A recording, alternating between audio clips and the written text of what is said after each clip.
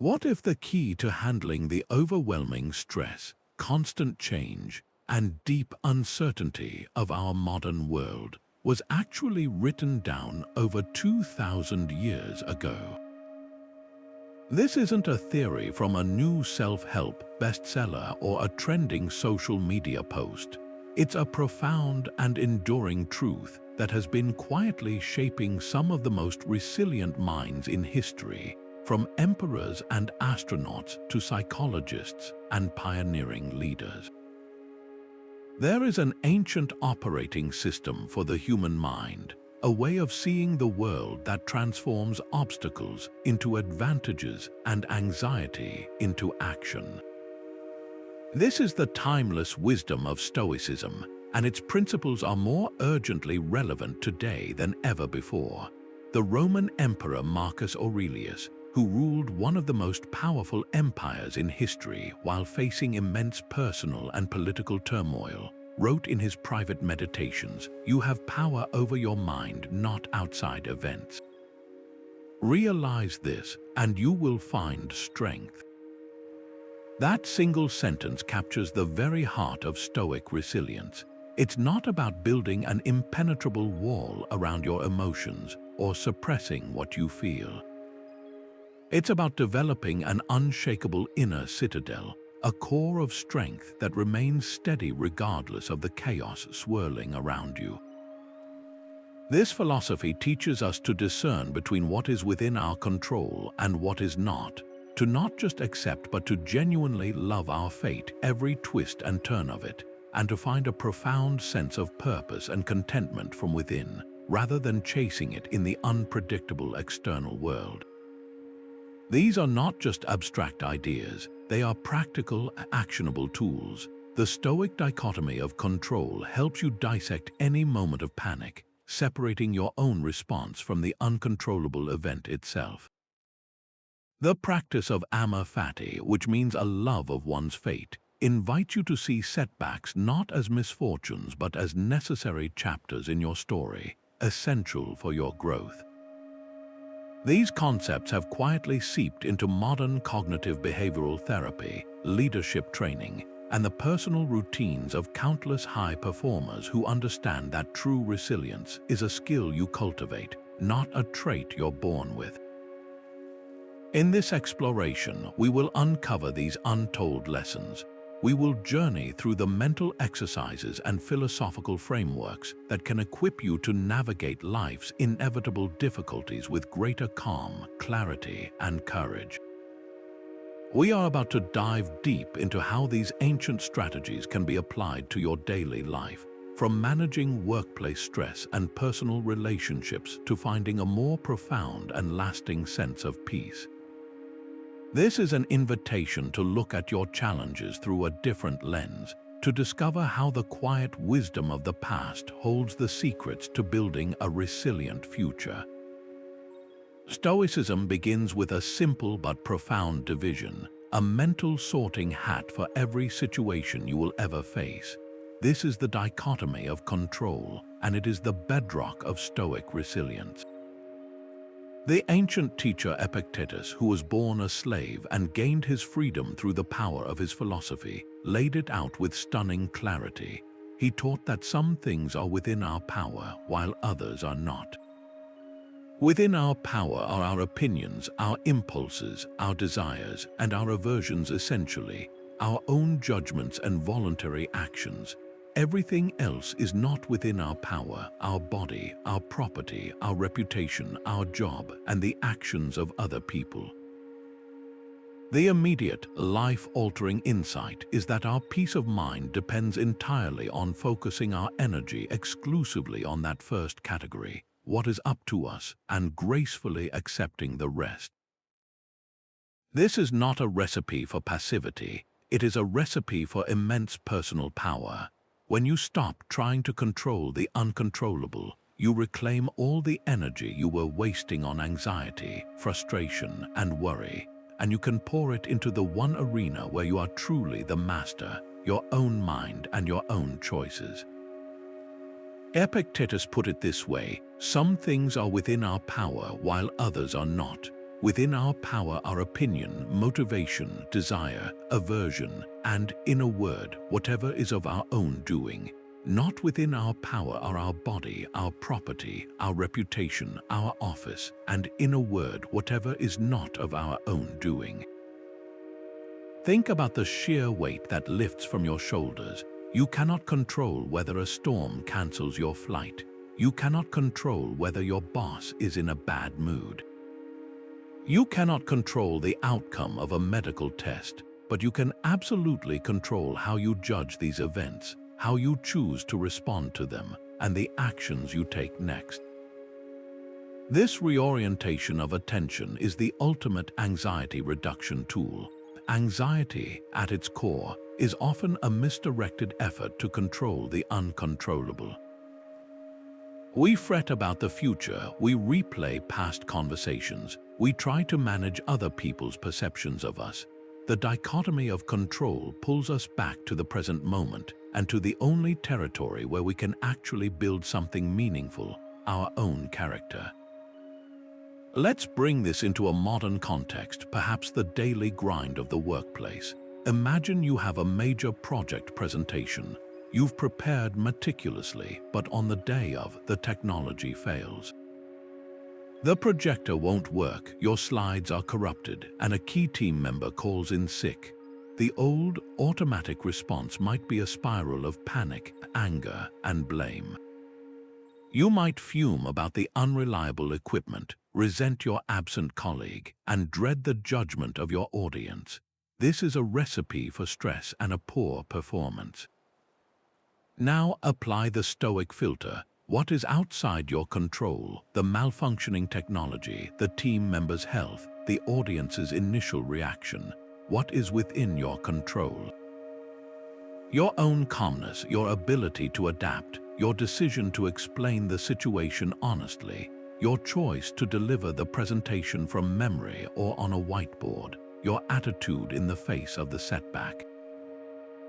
By releasing your grip on the externals and focusing your entire being on your response, you transform a potential disaster into a demonstration of poise and competence. This is resilience in action. So, take a moment and bring to mind one situation that is currently causing you worry or stress. It could be a difficult conversation you need to have, a financial concern, or a personal goal you're striving toward. Now, mentally draw a line down the center of a page. On one side, list everything about that situation that is ultimately outside your control. The other person's reaction, market fluctuations, the final outcome. On the other side, list everything that is within your power, your preparation, the words you choose to use, your effort, your integrity, your willingness to accept whatever result comes. This simple act of categorization is more than an exercise. It is a fundamental shift in perspective. It moves you from a state of passive worry to a state of active, empowered focus. You stop being a victim of circumstances and start becoming the architect of your response. This is where true inner strength is forged, not in the absence of challenges, but in the clear-eyed way we meet them. What if every setback was a gift? This is not a naive question, but the very essence of a powerful Stoic practice known as Amor Fati, a Latin phrase that translates to a love of one's fate. While the dichotomy of control teaches us what to focus on, Amor Fati teaches us how to feel about the outcomes we cannot control. It is the radical acceptance and active embrace of everything that life brings, especially the obstacles, the delays, and the hardships. The Stoics believed that the universe is a rational, interconnected whole, and that every single event, no matter how painful or inconvenient, is not an error in the system but an essential thread in the fabric of your life. To resent your fate is to fight against reality itself, a battle you are guaranteed to lose, but to love your fate is to align yourself with the cosmos, to find purpose and meaning in every circumstance. The Roman Emperor Marcus Aurelius constantly reinforced this in his private writings, urging himself to see the good in all things. He wrote, "A blazing fire makes flame and brightness out of everything that is thrown into it." This is the ultimate alchemy of Amor Fati. It is the mental discipline of taking any event, any log thrown onto your fire, be it a failure, a loss, or an insult, and using it as fuel to burn brighter, to create more light and warmth. This idea was so compelling that it was famously adopted centuries later by the philosopher Friedrich Nietzsche, who declared, "My formula for greatness in a human being is Amor Fati, that one wants nothing to be different, not forward, not backward, not in all eternity. Not merely bear what is necessary, still less conceal it but love it." Nietzsche understood that this is not passive resignation. It is an active, joyful engagement with reality. It is the difference between gritting your teeth and saying, "I guess I have to deal with this," and opening your arms with a sense of curiosity and saying, "This too is for my benefit. What can I learn from it? How can this make me stronger?" This shift in perspective transforms adversity from a roadblock into a training ground. A broken bone, once healed, is stronger at the fracture point. A muscle stressed and torn grows back more resilient. Amor Fati applies this same principle of growth through resistance to the human spirit. Consider the story of Thomas Edison. When his legendary laboratory in West Orange, New Jersey, caught fire in 1914, the blaze was so immense it could be seen for miles. It destroyed years of research, prototypes, and priceless records. At the age of 67, watching a lifetime of work turn to ashes, Edison's response was not despair, but a remarkable display of Amor Fati. He told his son, "There is great value in disaster. All our mistakes are burned up. Thank God we can start anew." The very next day, he began rebuilding, energized and unburdened by the past. He saw the fire not as a catastrophe, but as a forced opportunity for a fresh, more efficient start. This is the entrepreneurial spirit fueled by Stoic wisdom. In our own lives, we may not face fires of that scale, but we face metaphorical ones all the time. A project falling through, an unexpected bill, a personal rejection. The practice of Amor Fati invites us to look at that smoldering ruin and ask, what is now possible here that wasn't before? What attachments or outdated methods did this fire clear away from me?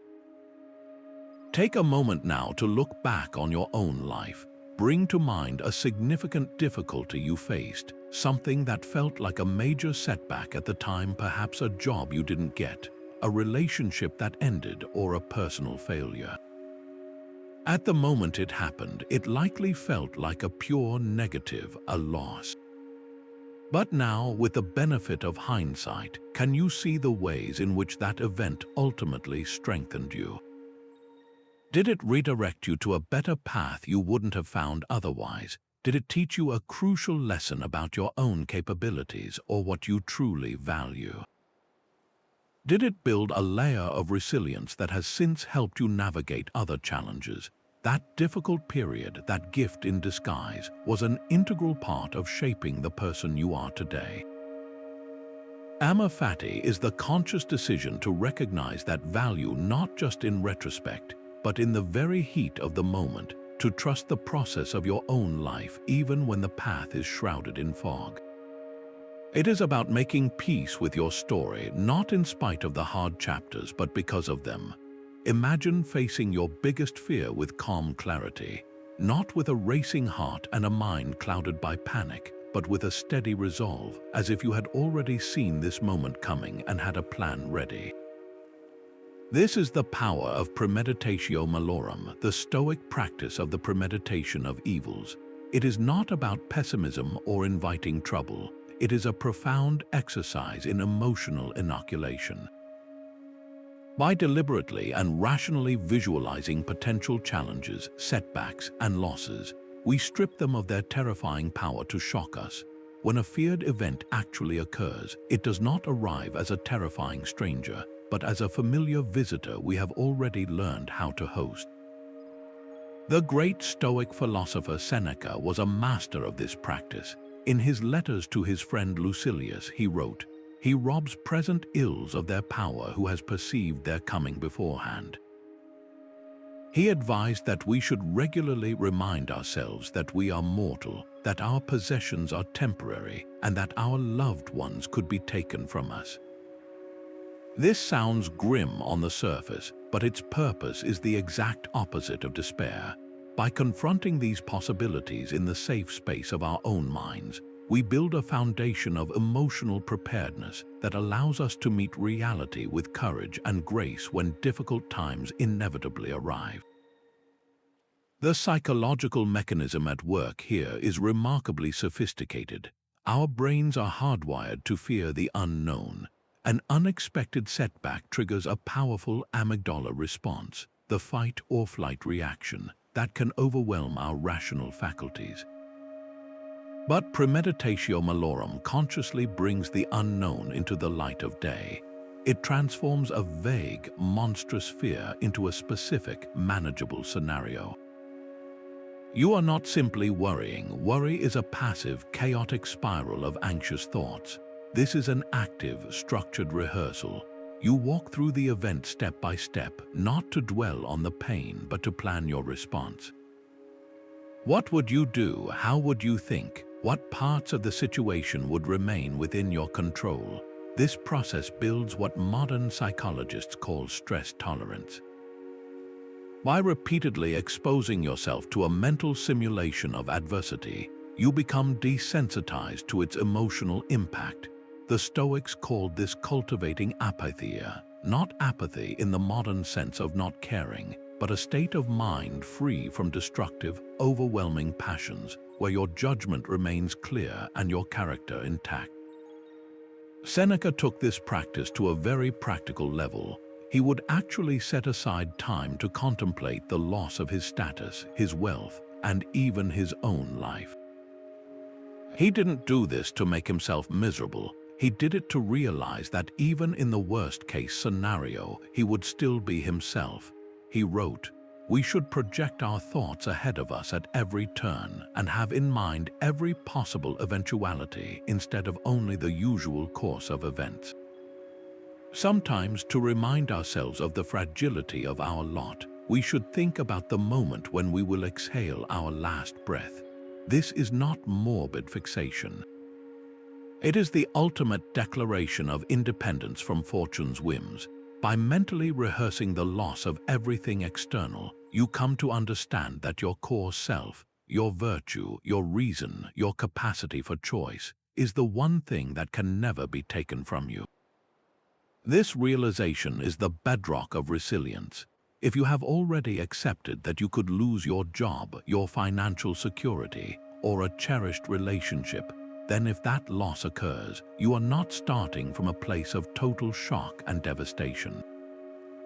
You are starting from a place of practiced readiness, able to access the inner resources you've been strengthening all along. Let's translate this into a modern context that many people can relate to: the anxiety of public speaking. The fear can be paralyzing. Your heart pounds, your palms sweat, and your mind goes blank at the mere thought of standing before an audience. Now apply Premeditatio Malorum. Instead of trying to suppress the fear, you lean into it with intention. You sit down in a quiet space and vividly imagine the worst-case scenario. You picture yourself walking onto the stage, your notes in hand. You imagine your voice shaking as you begin to speak. You visualize someone in the audience looking bored or checking their phone. You even go so far as to imagine forgetting your main point entirely, standing there in a moment of awkward, humiliating silence. This is the crucial part. You don't stop at the catastrophe. You then imagine your stoic response. You see yourself taking a deep breath. You acknowledge to yourself, "This is within my control, my breath, my composure, my ability to find my place in my notes or to simply speak from the heart." You mentally rehearse smiling, making a light-hearted joke about the pressure, and continuing on. By walking through this entire sequence in your mind, you have done two things. You have made the monster familiar and therefore less frightening, and you have equipped yourself with a pre-planned toolkit of responses. When you actually step onto that stage, the jitters may still be there, but they are no longer a terrifying unknown.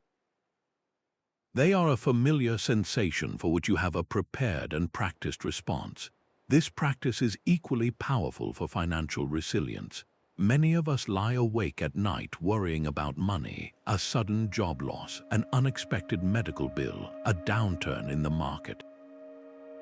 Premeditatio Malorum invites you to confront these fears directly. Imagine receiving the pink slip, visualize the letter from your employer, feel the initial jolt of fear. Then move to the response. What is within your control? Your budget, your network of contacts, your willingness to take a temporary job, your ability to cut non-essential expenses. You mentally walk through updating your resume, reaching out to former colleagues, and creating a leaner financial plan.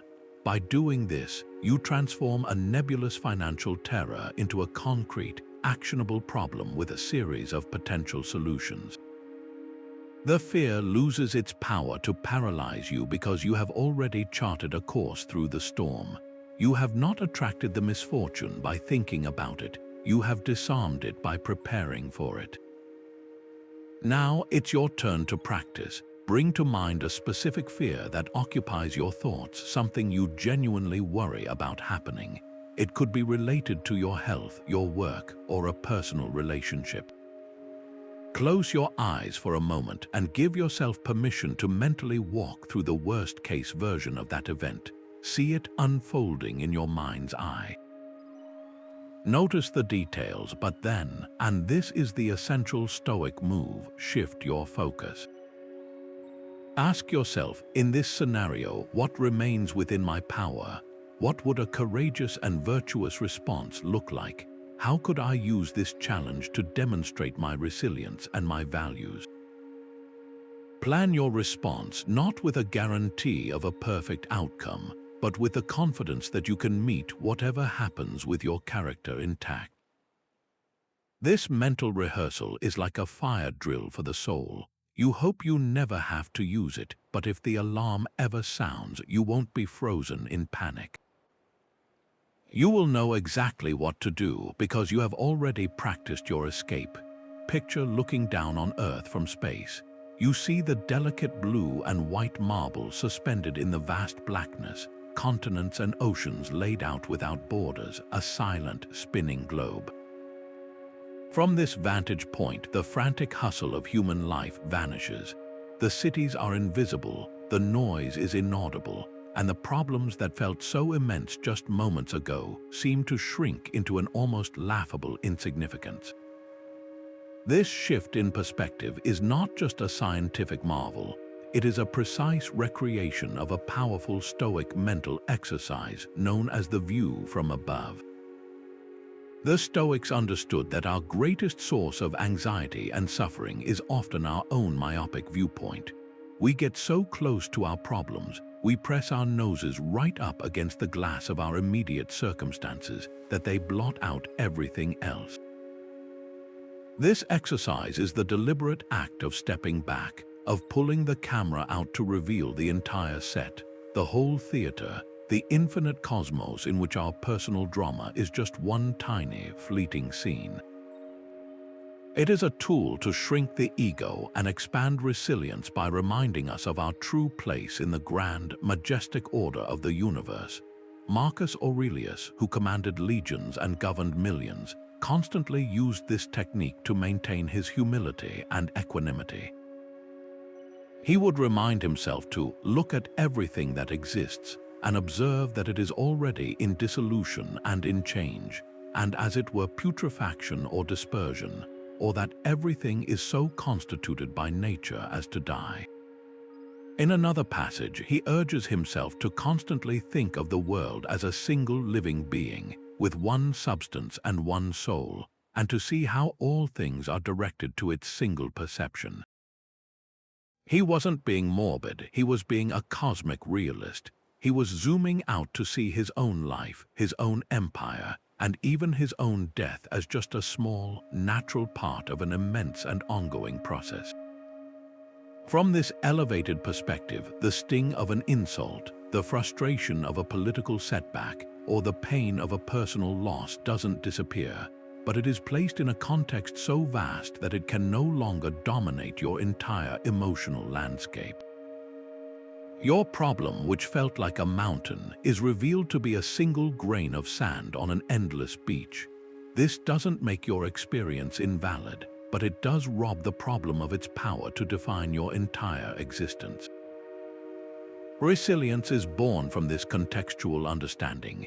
You realize that you are part of something so much larger than your individual self, and that this too, whatever this is, shall pass and be reabsorbed into the flow of time.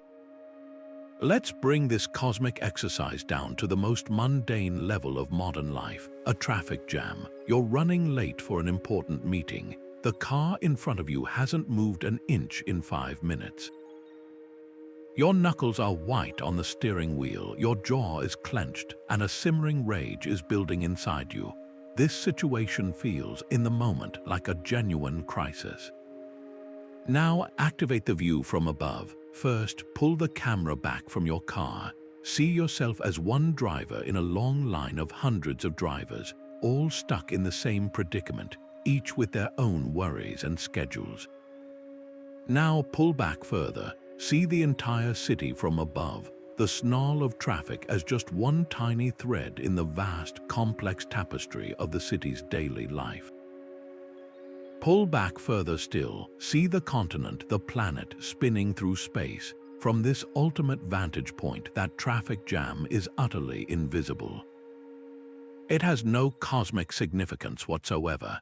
The meeting you are late for, while important to you, is a non-event in the life of the universe.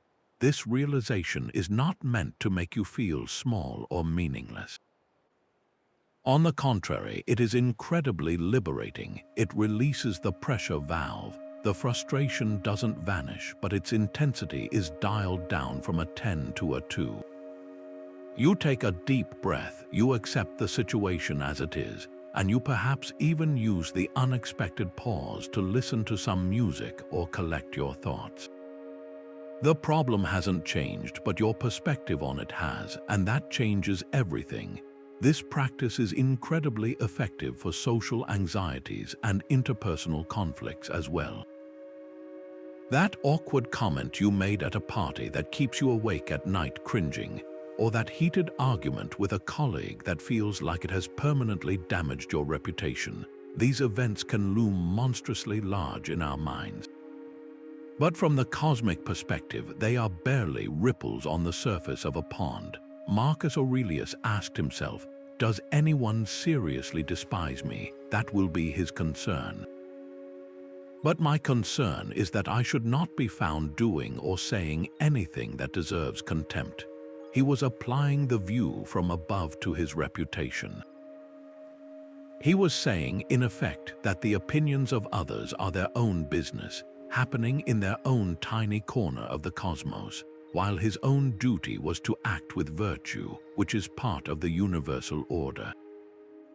When you feel the hot blush of embarrassment or the cold grip of resentment, try this mental flight. See the room where the event happened as just one box in an infinite grid of boxes.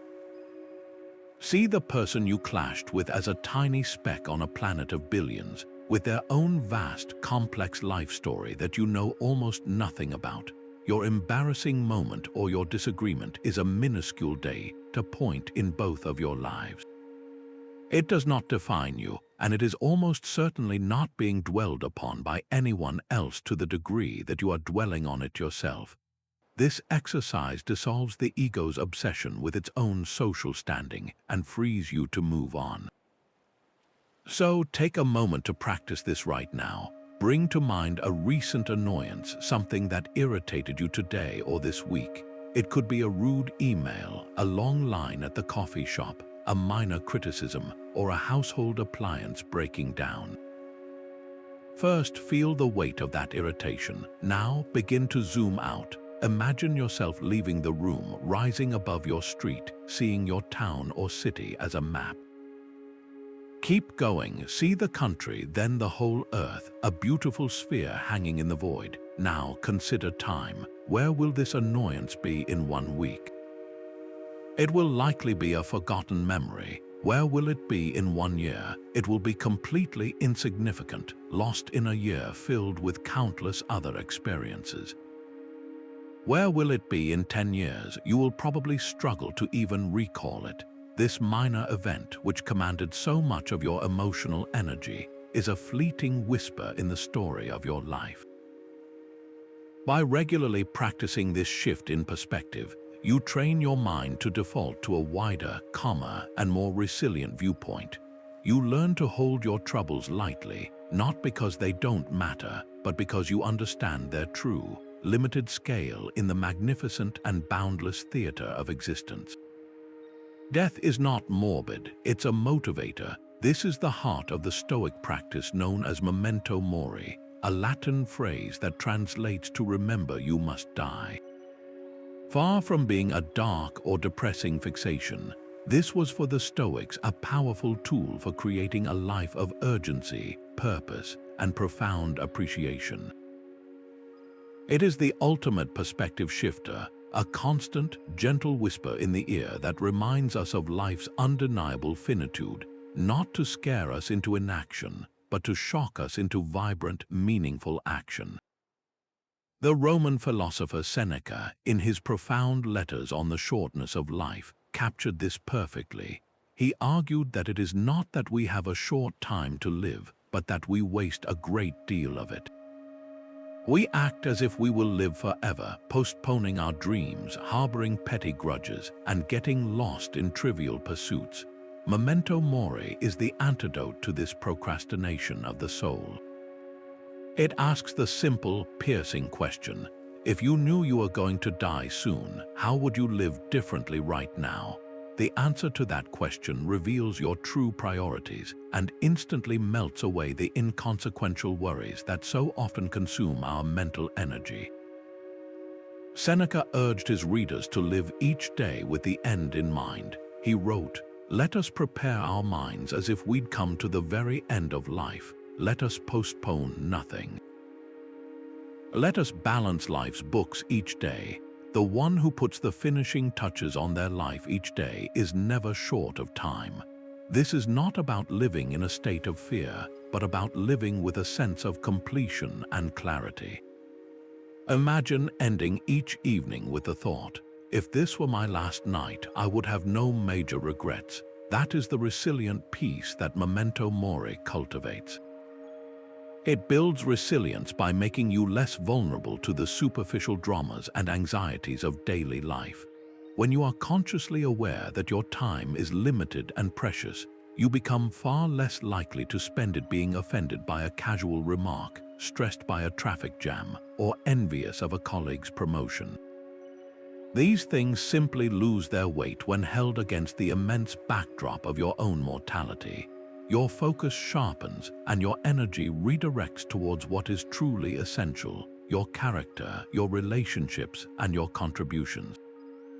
You can see echoes of this ancient practice everywhere in modern culture, though it's often stripped of its philosophical depth. The entire bucket list phenomenon, the idea of creating a list of experiences to have before you kick the bucket, is a popular, albeit sometimes superficial, version of Memento Mori. It encourages people to stop delaying their adventures and to actively craft a life filled with meaningful moments. Similarly, the mindfulness movement, with its emphasis on being fully present in the current moment, shares a core principle with this Stoic exercise. When you truly remember that this moment, this conversation, this breath could be among your last, you naturally pay closer attention. You listen more intently. You appreciate the simple beauty of a sunset or the warmth of a shared laugh with a depth that is otherwise easily missed. These modern trends point to a universal human understanding.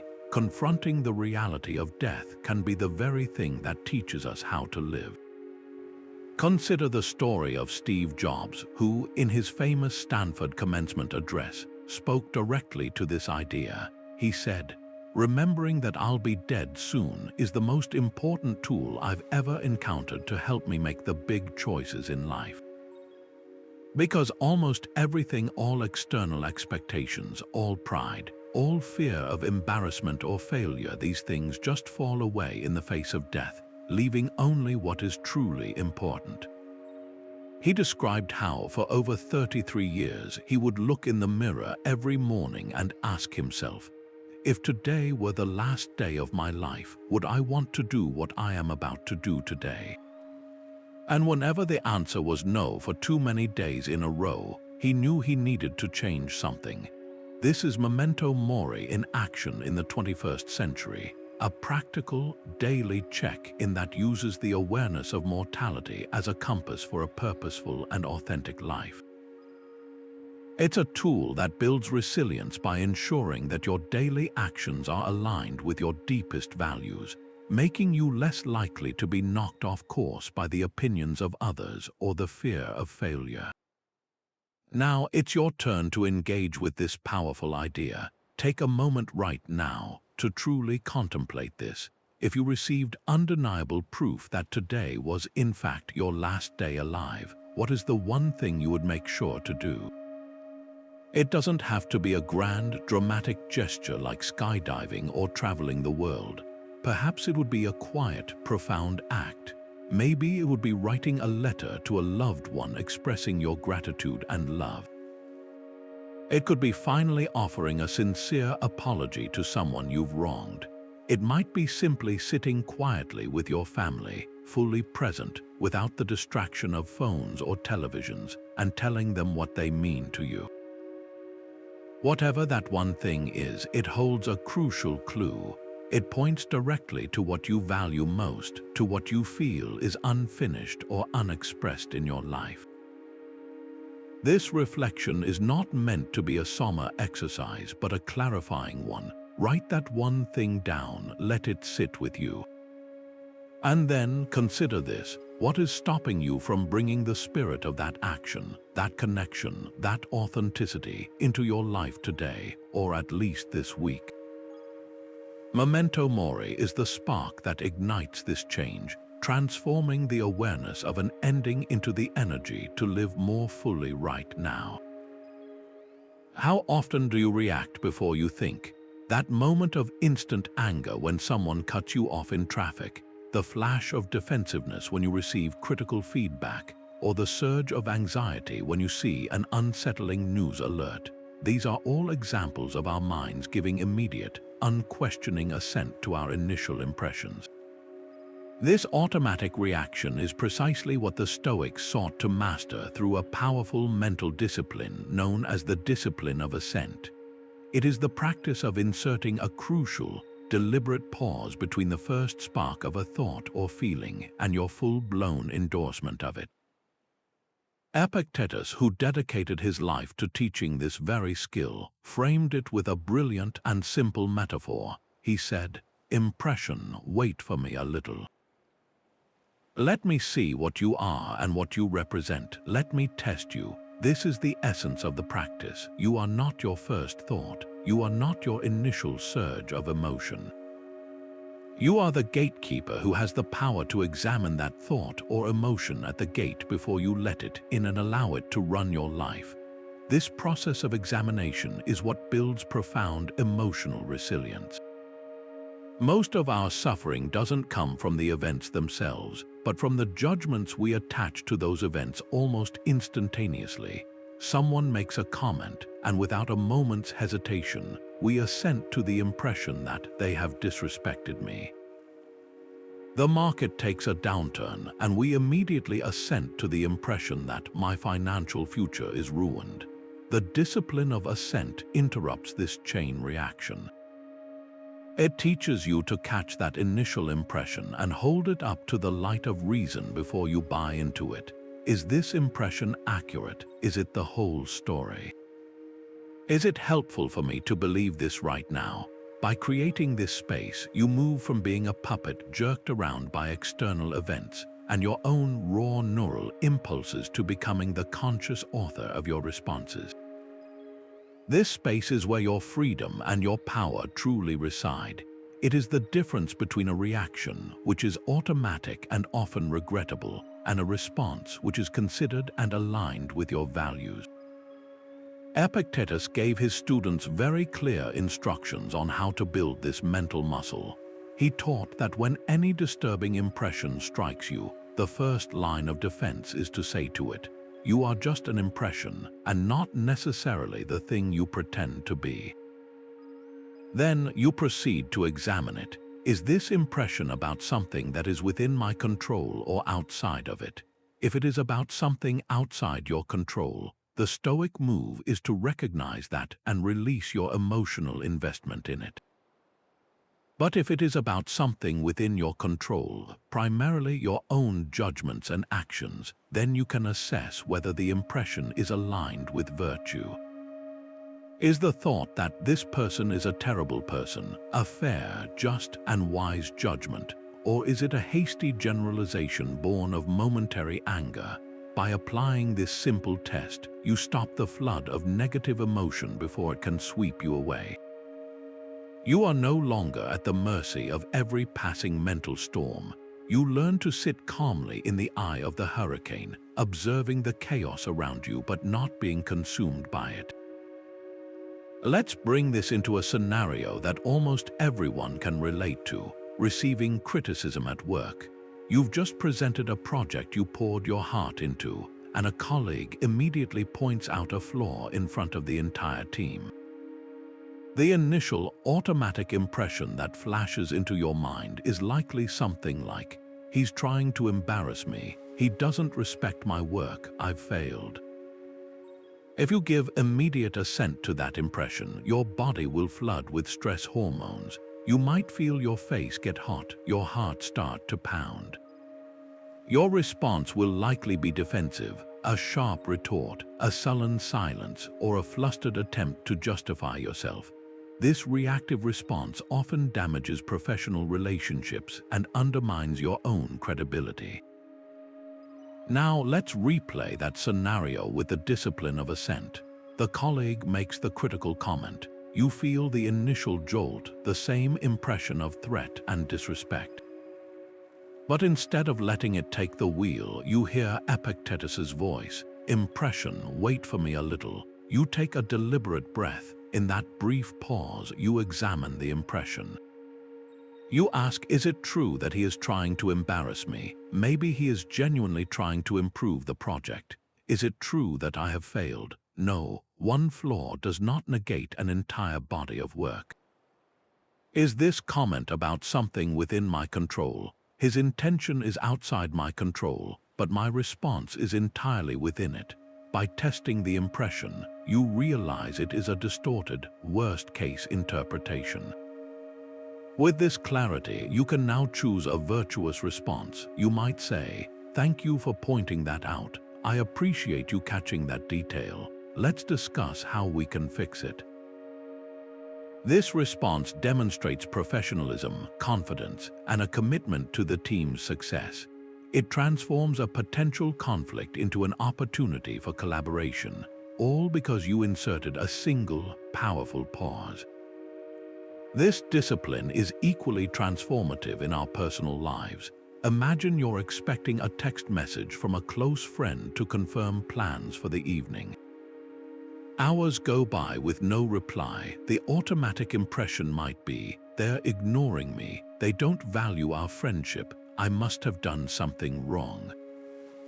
If you assent to this impression, you spend the afternoon feeling hurt, anxious, and maybe even crafting a passive-aggressive message. But if you apply the discipline of assent, you pause and examine it. You bring to mind alternative explanations that are just as likely, if not more so. They are probably busy with work. Their phone battery might have died. They might have read the message and simply forgotten to reply in the hustle of their day. By refusing to assent to the most negative and self-centered interpretation, you spare yourself hours of unnecessary emotional turmoil. You remain calm and patient, trusting the friendship until you have real evidence to the contrary. This practice doesn't make you naive, it makes you emotionally intelligent. It allows you to respond to reality, not to the frightening stories your mind can so easily invent. Now, bring your own experience into this practice. Think back over the last day or two to a moment where you had a strong emotional reaction, a flash of irritation, a pang of jealousy, a wave of worry. Replay that moment in your mind. What was the initial impression that you immediately assented to? Was it a thought like, "This is unfair," or "They are better than me," or "Something bad is going to happen"? Now imagine if you had been able to press a mental pause button right at that moment. What if you had said to that impression, "Wait, let me test you"? How might you have examined it? Could you have looked for evidence that contradicted it? Could you have considered a more generous or neutral interpretation of the event? How would having that space have changed your subsequent feelings and your outward actions? This simple act of retrospective analysis is the training ground for building the discipline of assent in real time. Every time you do this, you are strengthening the neural pathways that allow you to choose your response rather than being chosen by your reactions. You are building a resilience that comes not from avoiding emotions, but from navigating them with the steady hand of a skilled captain, able to steer your ship through any storm. For Stoics, nothing external can harm your core self. This is perhaps the most radical and empowering idea at the heart of their philosophy, a principle known as virtue as the sole good. The Stoics argued that true goodness, the only thing that is genuinely and unambiguously good, is an excellent state of your own character, your wisdom, your courage, your justice, and your self-discipline. Everything else that we typically chase after and call good, money, reputation, health, even our own bodies, they classified as preferred indifference. These things have value and are preferable to have, but they are not truly good in the moral sense because they are not entirely within our control, and they do not determine our worth or our ability to live a flourishing life. They are tools that can be used well or poorly by a virtuous or a vicious character. This distinction creates a fortress of resilience that is utterly impervious to the whims of fortune. When your sense of self-worth, your happiness, and your identity are anchored not in your job title, your bank account, or the opinions of others, but in the quality of your own character, you become unshakable. You can lose everything the world values and still retain everything that truly matters: your integrity, your reason, and your capacity for virtuous action. This revolutionary idea traces its roots back to the founder of Stoicism, Zeno of Citium. After suffering a shipwreck that destroyed his merchant fortune, Zeno wandered into a bookstore in Athens and was introduced to the teachings of Socrates. He realized that the only secure possession, the only thing that could never be shipwrecked, was his own inner virtue.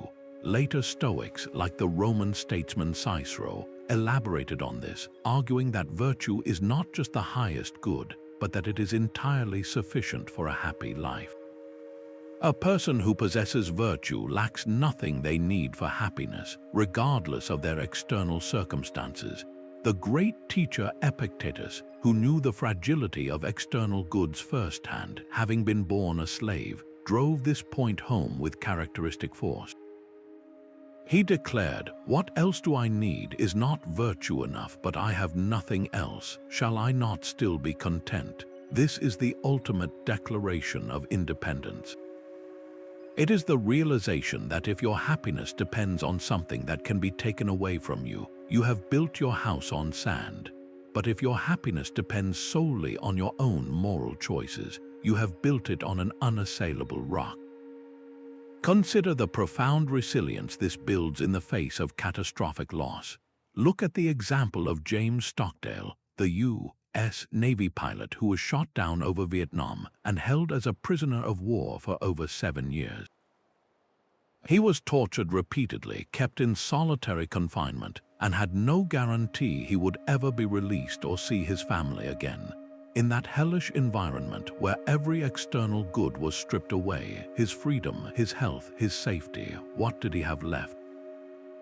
He had the Stoic philosophy he had studied, specifically the teachings of Epictetus. Stockdale later wrote that his time in the prison camp was the defining moment of his life, not in spite of the suffering, but because of it.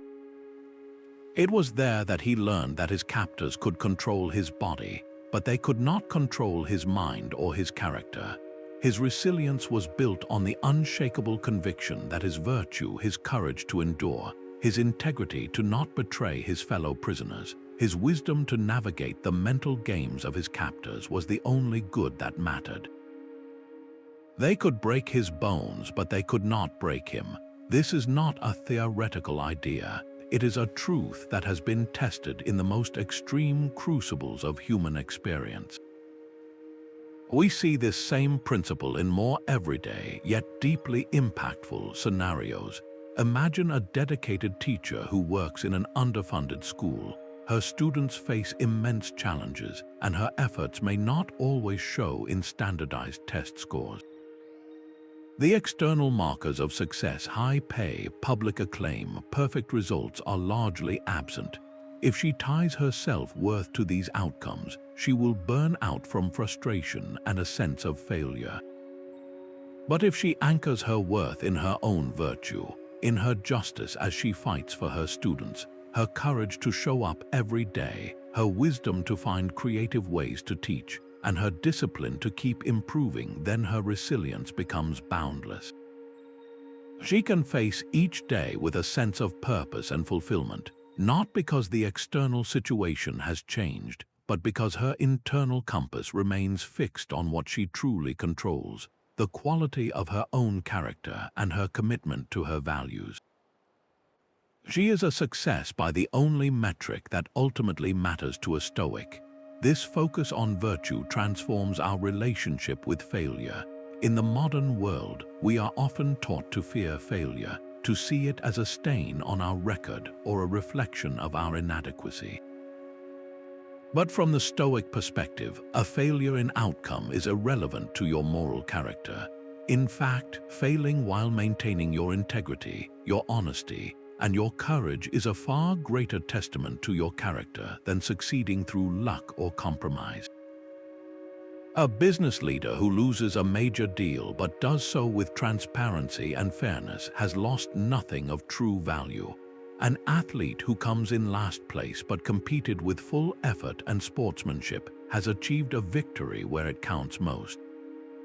This detachment from external results liberates you to take bold risks, to innovate, and to pursue your goals without the paralyzing fear of failure. Your self-worth is no longer on the line with every outcome. Only your virtue is, and that is something you can always choose to uphold, no matter what. So, take a moment to reflect on your own life. Beyond the titles, the possessions, and the accomplishments, what does the word virtue actually mean to you? What are the core qualities of character that you aspire to embody, regardless of whether you are praised or criticized, whether you succeed or fail? Is it honesty, compassion, resilience itself, courage? Defining this for yourself is the first step in building that inner citadel, the unshakable core that allows you to navigate any storm with your integrity and your peace of mind intact. Resilience isn't just personal, it's communal. We often picture the resilient individual as a solitary rock, standing firm against crashing waves, but Stoic philosophy presents a more nuanced and interconnected vision. The ancient Greeks and Romans understood that human beings are fundamentally social creatures, and our capacity to endure and thrive is deeply woven into the fabric of our relationships.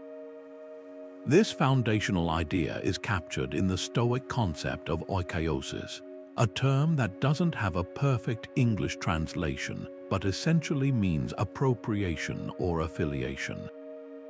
It describes the natural process through which we come to recognize others as belonging to us and ourselves as belonging to a larger whole. It begins in infancy, when a child instinctively feels a connection to and concern for its own well-being. As we mature through reason, this circle of concern is meant to expand outward from the self, to the family, to the local community, and ultimately to all of humanity. Oikeiosis is the philosophical underpinning for empathy, for justice, and for the understanding that our own well-being is inextricably linked to the well-being of others. It is the recognition that we are individual leaves on a vast, ancient tree, drawing strength from the same root system. Marcus Aurelius, ruling an empire of countless diverse cultures, constantly reminded himself of this profound interconnectedness. In his meditations, he wrote, "What brings no benefit to the hive brings none to the bee." This simple, beautiful analogy captures the essence of social resilience. A single bee cannot survive long apart from the hive, and the hive itself depends on the cooperative work of every bee. For a leader, this meant that the health of the empire depended on the well-being of its citizens. For us today, it means that our personal resilience is not a solo achievement but is nurtured and reinforced by the communities we are part of. When we strengthen our bonds with others, we are not just being altruistic. We are actively building a support network that will, in turn, hold us up when we falter. This Stoic principle challenges the hyper-individualistic mindset so prevalent in modern culture, suggesting that the pursuit of purely personal success is ultimately a fragile and lonely path. True, unshakable strength is found in affiliation, in the shared responsibility and mutual support that defines a healthy community. We can see the practical application of Oikeiosis most clearly in team dynamics, whether in a workplace, a sports team, or a family unit. A team that functions as a collection of isolated individuals, each solely focused on their own performance metrics, is inherently brittle. The moment a challenge arises that exceeds any one person's capacity, the entire structure is at risk of failure. Conflict festers, communication breaks down, and the group's collective resilience plummets. Conversely, a team that has cultivated a sense of oikeiosis operates differently. Its members feel a genuine sense of belonging and shared purpose. They view a teammate's struggle not as that person's isolated problem, but as a challenge for the entire group to solve together. They offer help without being asked, share credit freely, and communicate openly because they understand that the success of the individual is tied to the success of the whole.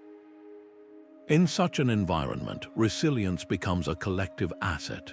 A setback is absorbed by the entire group, its impact distributed and diluted, and the team's combined creativity and energy are brought to bear on finding a solution. The team doesn't just bounce back, it often emerges from the challenge stronger and more cohesive than before. This principle extends far beyond formal teams into the very structure of our social support networks. Consider the incredible resilience demonstrated by communities in the wake of a natural disaster. In the initial shock and devastation, what is often the first thing that happens? Neighbors check on neighbors, strangers pull strangers from rubble. Community kitchens and shelters are spontaneously organized. The artificial barriers of social status, political affiliation, and personal differences dissolve in the face of a shared human need. This is oikeiosis in its purest, most powerful form, the instinctive recognition of our shared humanity, activating a network of mutual aid. On a more personal, everyday level, this looks like the friend who brings you a meal when you're sick, the colleague who covers your responsibilities during a family emergency, or the online community that offers encouragement and advice when you're pursuing a difficult goal. In each of these acts, we are not only receiving support, we are also building our own capacity for resilience. The act of giving help reinforces our own sense of agency and purpose, and knowing we are part of a web of care provides a profound psychological safety net. It is the confidence that we are not alone that allows us to take bold risks and face significant challenges. Reflect for a moment on your own life. Can you recall a time when supporting someone else through a difficulty actually made you feel stronger and more capable yourself? Perhaps you volunteered your time for a cause you believe in, and the sense of connection and contribution fortified you against your own daily stresses. Maybe you listened patiently to a friend's troubles, and in the process of offering them comfort, you gained a new perspective on your own challenges. Or consider a time you mentored someone at work. The act of articulating knowledge and encouraging their growth likely clarified your own understanding and boosted your confidence. This is the beautiful reciprocal cycle of Oikeiosis. By extending our circle of concern and actively investing in the well-being of others, we do not deplete our own resources. We activate them, we are reminded of our own competence and compassion, and we build relational capital that nourishes the entire network, including ourselves. Our personal resilience is therefore not a stockpile we hoard, but a current that flows more powerfully the more it is shared.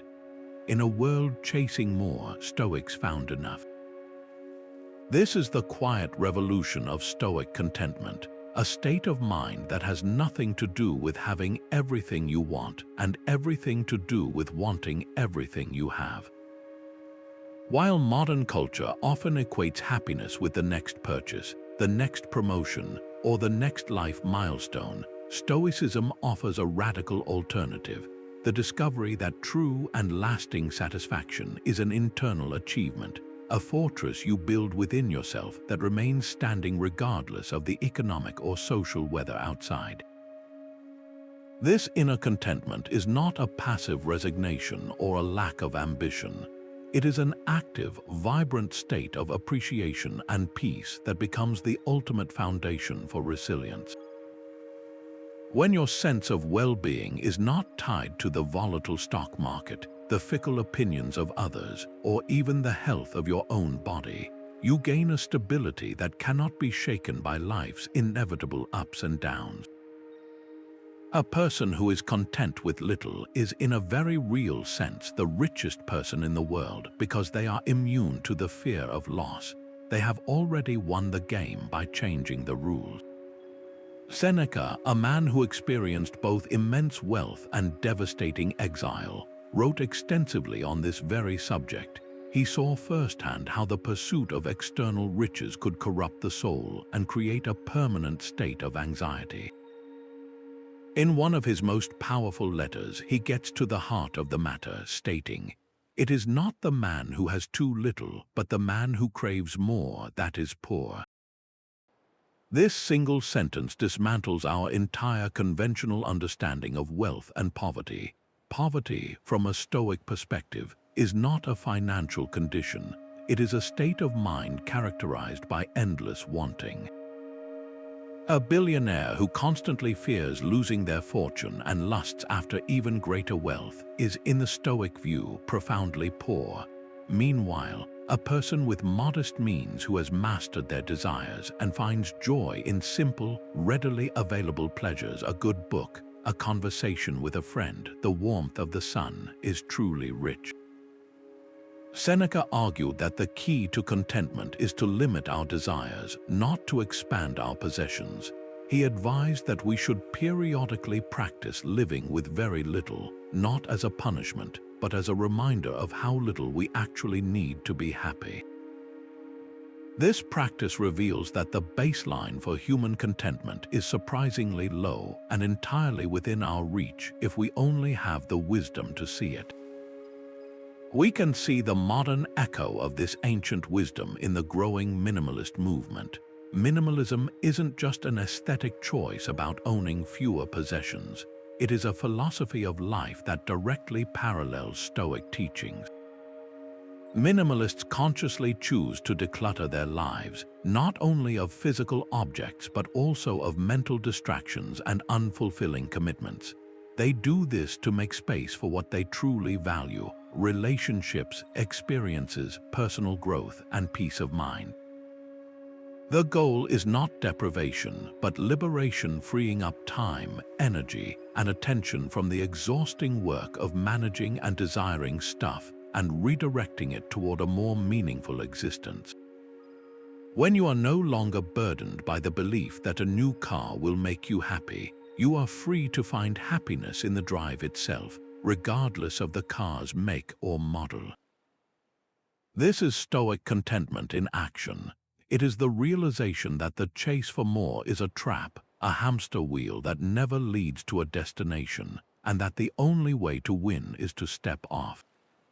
Another powerful, practical application is the daily practice of gratitude. While not exclusively a Stoic invention, gratitude is a fundamental mechanism for cultivating the Stoic mindset of contentment.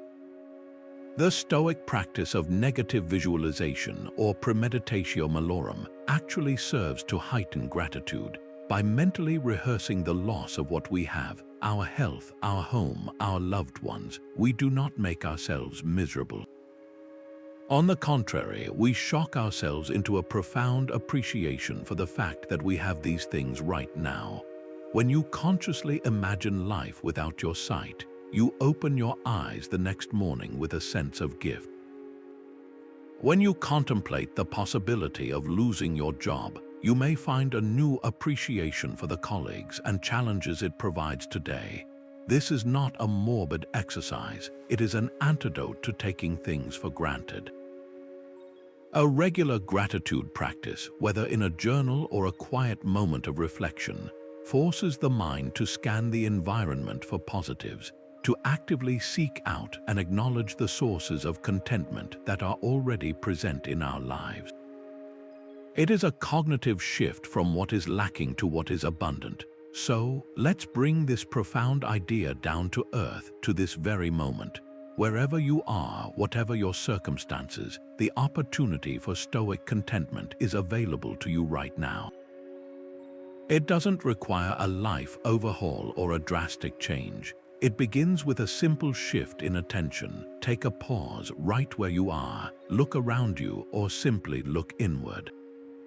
What are 3 things right at this moment that you can genuinely feel content with? They don't have to be grand or philosophical. Your first thing might be the simple comfort of the chair you are sitting in. The second could be the fact that you have a mind capable of understanding these words and engaging with these ideas. The third might be a memory of a kindness you received recently, or the steady rhythm of your own breath. The specific items on your list are unimportant. What matters is the act of identifying them. In that moment of recognition, you are actively constructing your inner fortress. You are telling your mind that despite any problems or desires you may have, there is also sufficiency. There is also enough. This practice, repeated daily, rewires your brain away from a scarcity mindset and toward an abundance mindset.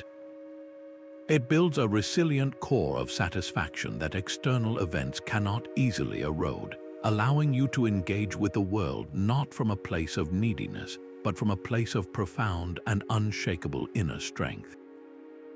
Focus only on this moment, not on the meeting you have in an hour, not on the awkward conversation from yesterday, but on the single, simple point in time you are occupying right now. This command is at the heart of Stoic mindfulness, a powerful practice for building resilience that is often mistaken for its more passive, modern counterparts. While contemporary mindfulness often emphasizes observing thoughts and feelings without judgment, Stoic mindfulness is an active, discerning, and deeply practical discipline. It is not about emptying the mind, but about filling it with the right thing. A clear-eyed, rational engagement with the present task directly in front of you. The Stoics understood that anxiety is almost always a function of time. It is the pain we feel when our mind is kidnapped by a feared future or a regretted past.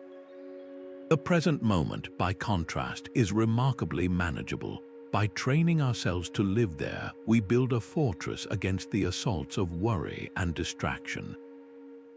Epictetus, with his characteristic focus on what is within our power, framed this with brilliant simplicity. He instructed his students, "Don't let your reflection on the whole sweep of life crush you. Don't fill your mind with all the bad things that might still happen. Stay with the present situation and ask, why is this so unbearable? Why can't I endure it?" You'll be embarrassed to answer. This is the core of the practice. It is a call to break down the overwhelming narrative of our lives into a series of manageable, present moment assignments, each one an opportunity to act with virtue. A crucial distinction lies in the role of judgment and action. Modern mindfulness might encourage you to notice the anxiety about your work presentation and simply label it worry. Stoic mindfulness takes it a critical step further. It asks you to interrogate that worry. Is this presentation happening right now? Is the criticism I fear occurring in this moment? Almost certainly, the answer is no. What is happening right now is that you are breathing, you are sitting at a desk, you have the task of preparing your thoughts.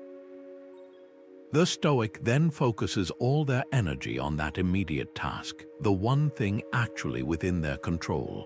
Judgment is used to dismiss the phantoms of the future and the ghosts of the past as irrelevant to the present duty.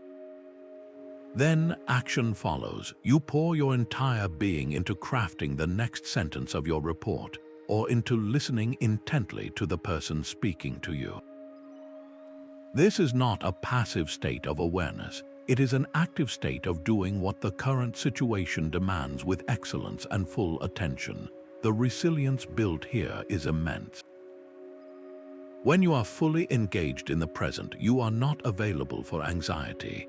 You are using your finite mental energy for construction, not for catastrophizing.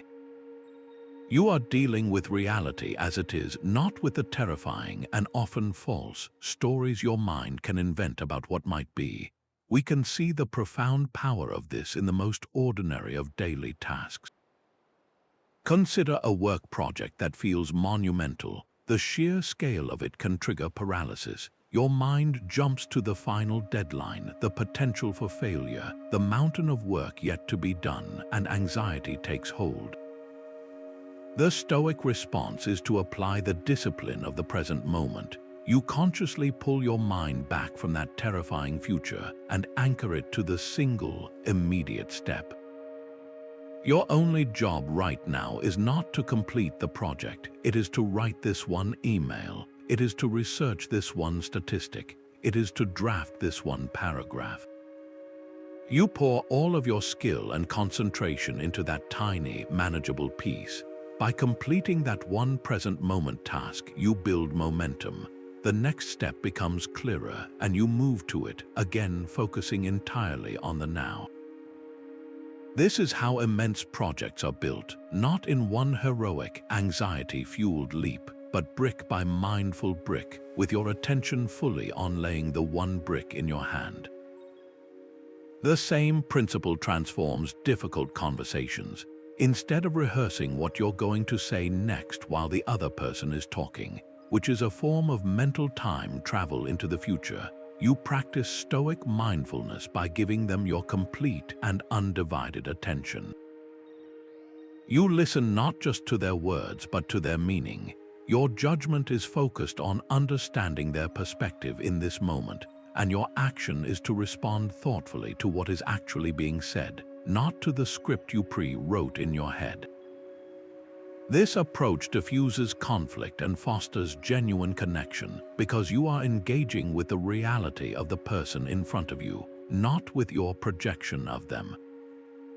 To make this tangible, let's try a brief exercise together right now. You don't need any special equipment or a quiet room. Wherever you are, just bring your attention to your breath. For the next 60 seconds, your only task in the entire world is to observe the physical sensation of breathing. Notice the cool air entering your nostrils. Feel the expansion of your chest and the rise of your abdomen. Follow the warm air as it leaves your body on the exhale. You will find almost immediately that your mind wants to wander. It will try to pull you back to a problem, a memory, a plan. This is completely normal. This is the noise of a mind accustomed to living everywhere but here. The Stoic practice is not to get frustrated, but to gently and with firm judgment guide it back.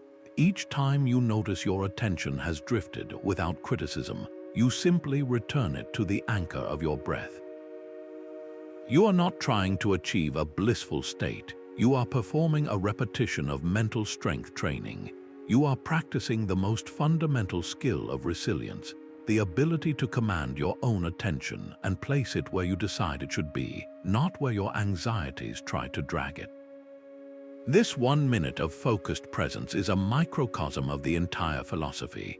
It is a small but powerful declaration that in this moment you are safe, you are capable, and you are in control of the one thing that truly matters, your own conscious engagement with the here and now. Think of obstacles as gym equipment for the soul. Just as a weightlifter intentionally adds resistance to build muscle, the Stoics understood that life intentionally presents us with resistance to build character. This is a complete reframing of adversity, moving it from something we dread and avoid to something we can engage with and even welcome for the strength it cultivates within us. The Roman Emperor Marcus Aurelius, who governed through constant war, plague, and betrayal, constantly reinforced this idea in his private journal. He wrote, "The impediment to action advances action. What stands in the way becomes the way." This is one of the most powerful statements in all of Stoic thought. It declares that the obstacle itself is not a detour from your path, it is the path. The very thing blocking your progress is the raw material you will use to build your resilience, your creativity, and your virtue. When you shift your perspective in this way, you stop seeing yourself as a victim of circumstance and start seeing yourself as an athlete in training. The challenges of your life are not punishments, they are your personalized workout regimen, designed by the cosmos to reveal and fortify your inner strength. This mental shift is what builds unshakable mental toughness. When you view a difficulty as a malicious attack on your peace, your energy goes into resentment, frustration, and self-pity. These are draining, passive states that weaken your resolve. But when you view that same difficulty as training, your energy is redirected into active engagement. You start asking proactive questions. What is this challenge here to teach me? How can I navigate this with courage? What quality is it forcing me to develop patience, ingenuity, or perseverance? This transforms the emotional experience of hardship.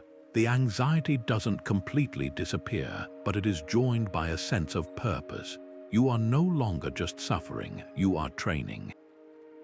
And just as an athlete feels a sense of pride and accomplishment after a grueling workout, you can feel a sense of growth and capability after navigating a life challenge with a Stoic mindset. The difficulty becomes a benchmark in your personal development, a story you can look back on and say, "That was tough, but it made me who I am today." We see this philosophy embodied in the stories of some of the most resilient figures in modern history. Consider the athlete Michael Jordan.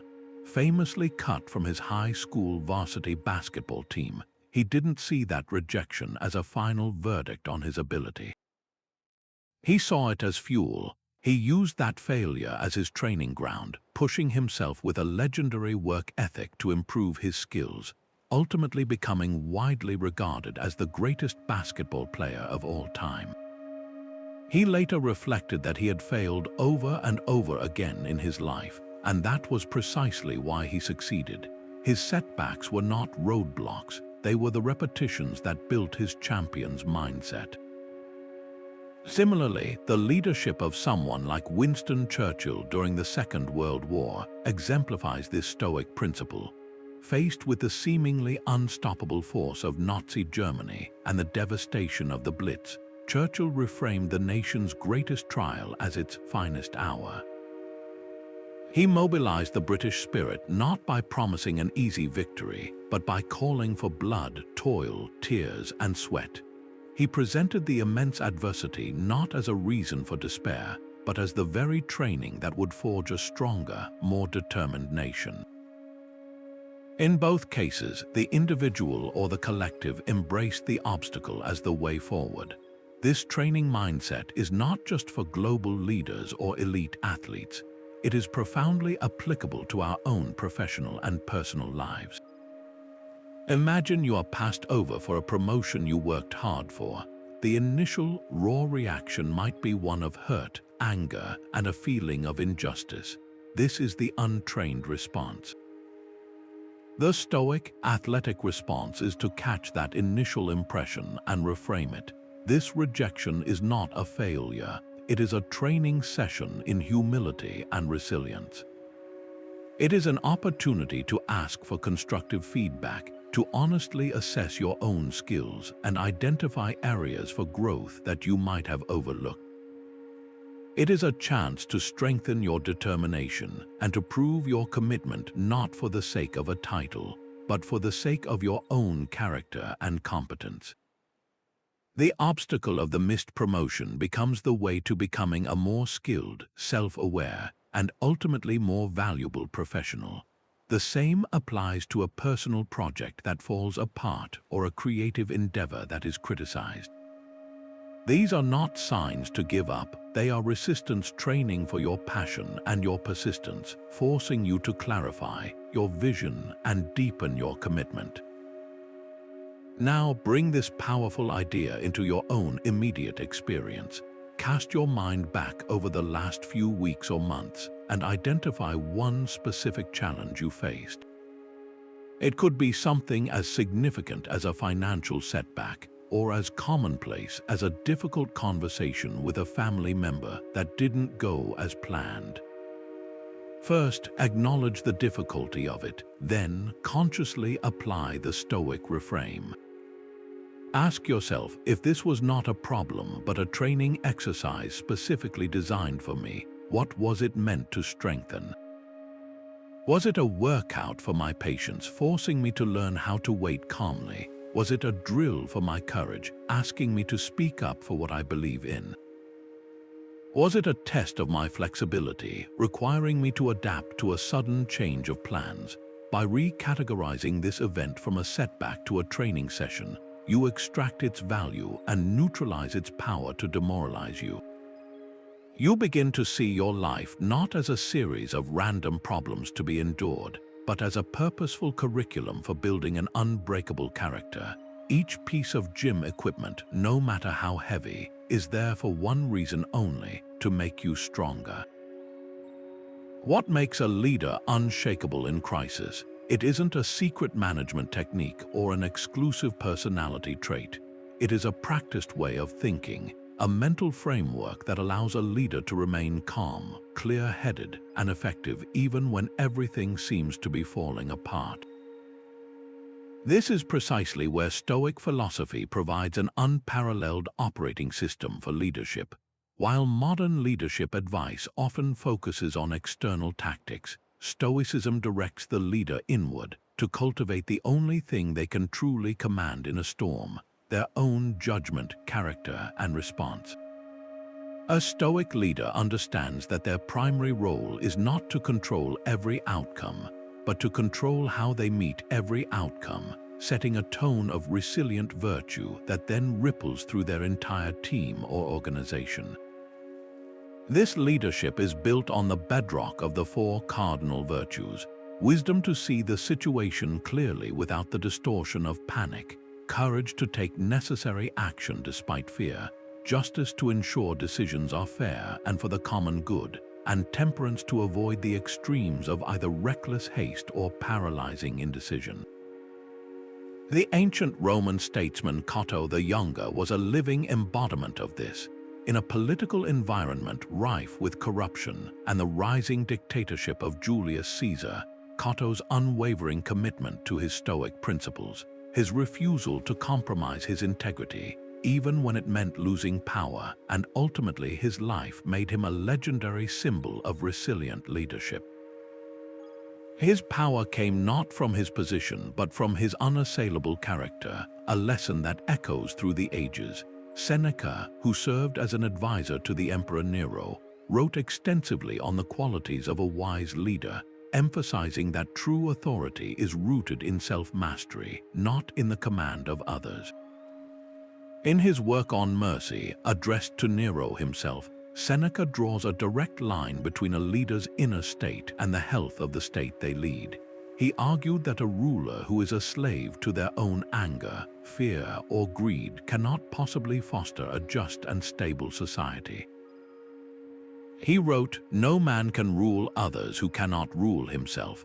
For Seneca, the resilient leader is the one who has done the inner work, who has practiced the discipline of assent to manage their own emotional reactions, and who applies the dichotomy of control to focus their energy solely on making virtuous decisions, not on fretting over unpredictable results.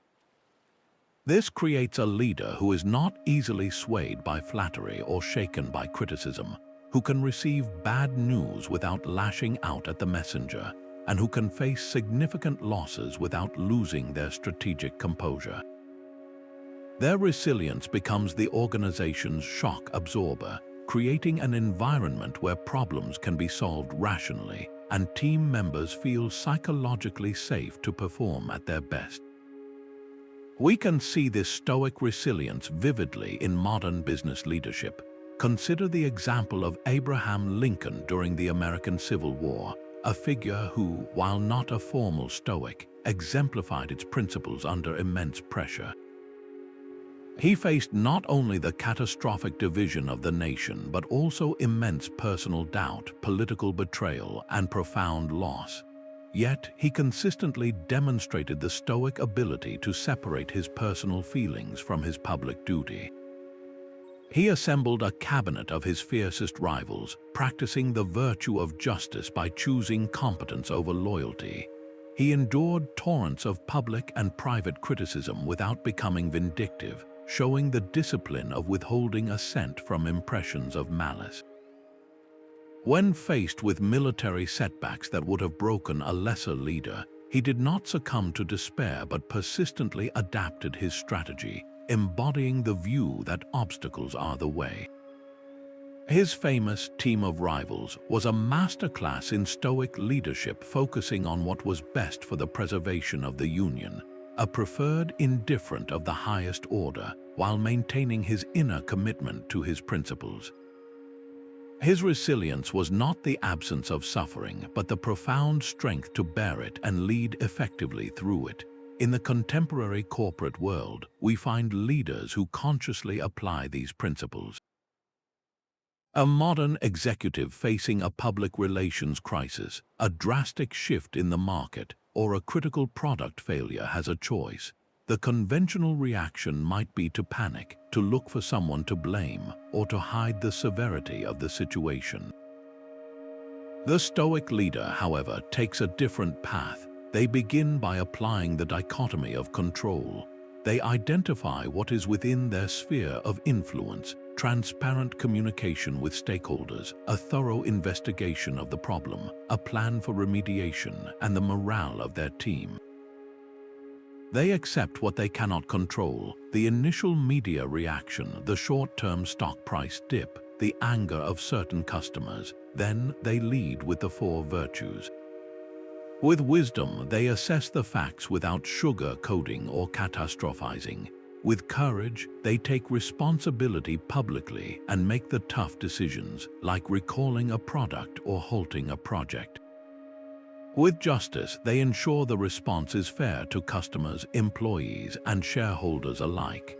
And with temperance, they execute the response with measured, consistent action, avoiding the rash decisions that fear often prompts. This approach doesn't magically erase the crisis. but it allows the leader and their organization to navigate it with integrity, to learn from it, and ultimately to build a stronger, more trusted institution because of it. Now bring this lens to your own sphere of influence, whether you lead a team of 50, a small project group, a classroom, or simply your own family. Take a moment to assess your leadership style through a Stoic framework. Ask yourself, when a problem arises, where does my attention immediately go? Do I focus first on assigning blame, which is outside my control, or on crafting a solution which is within it? How do I handle criticism? Do I react defensively, assenting to the impression that my worth is under attack, or can I pause to examine the feedback for any useful truth, separating the message from the tone? When you have to make a difficult decision, do you filter it through the 4 virtues? Is this decision wise based on the best available information? Is it courageous even if it's unpopular? Is it just and fair to all affected? Is it temperate, avoiding extreme and unsustainable measures? This self-examination is the first step toward cultivating the unshakable resilience of a Stoic leader. It moves leadership from being a mere title to being a daily practice of character, where your greatest responsibility is not to avoid storms, but to learn how to stand firm within them, providing a calm and virtuous center that allows everyone around you to do their best work. Try making life a little harder on purpose. This might sound like the opposite of everything we're taught to pursue in a world obsessed with convenience and comfort, but it is the very essence of a powerful Stoic exercise known as voluntary discomfort. Think of it as a form of psychological vaccination. By intentionally and periodically exposing yourself to minor hardships, choosing the cold shower, skipping a meal, taking the harder route, you are inoculating yourself against the fear of those hardships ever happening against your will. This practice does 2 profound things simultaneously. It systematically desensitizes you to the sting of adversity, building a callus of resilience, and it dramatically heightens your appreciation for the ordinary comforts of your life, which you might otherwise take for granted. The Stoics weren't masochists, they were pragmatists. They understood that fortune is fickle, and that the person who has only ever known a soft bed will be utterly shattered when forced to sleep on the hard ground. But the person who has occasionally chosen the hard ground, they will sleep soundly anywhere, and they will return to their soft bed with a sense of deep and genuine gratitude. Musonius Rufus, a Stoic teacher who emphasized the practical application of philosophy in daily life, was a strong proponent of this training. He argued that comfort and ease are the great enfeeblers of the human spirit, while hardship, when voluntarily undertaken, is its great strengthener. He taught that practicing poverty is the only way to truly learn how to be rich not in money, but in spirit. His student Epictetus echoed this, reminding his students that if they wish to be invincible, they must not enter into combat with what they cannot overcome. And what is it that we cannot overcome? The unpredictable turns of fate. Therefore, the wise person trains to be content with little, so that if fate ever leaves them with little, they are not diminished but are already operating from a place of practiced strength.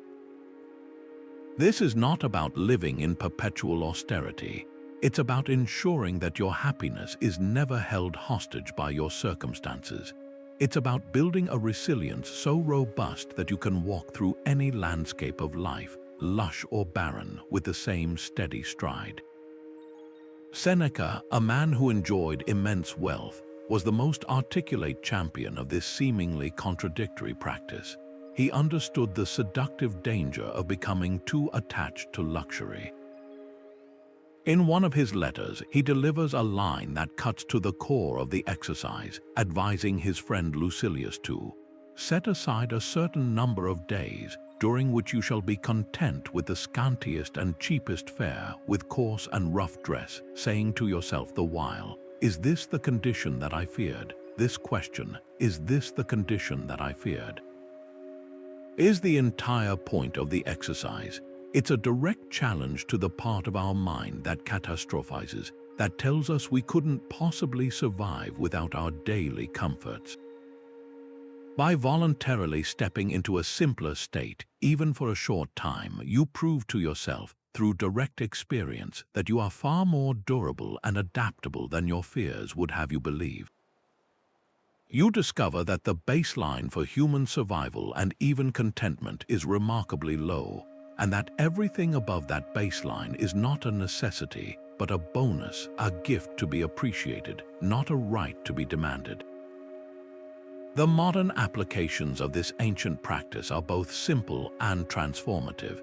You don't need to retreat to the wilderness to implement it. You can weave it into the fabric of your daily routine. One of the most accessible and popular methods is the cold shower.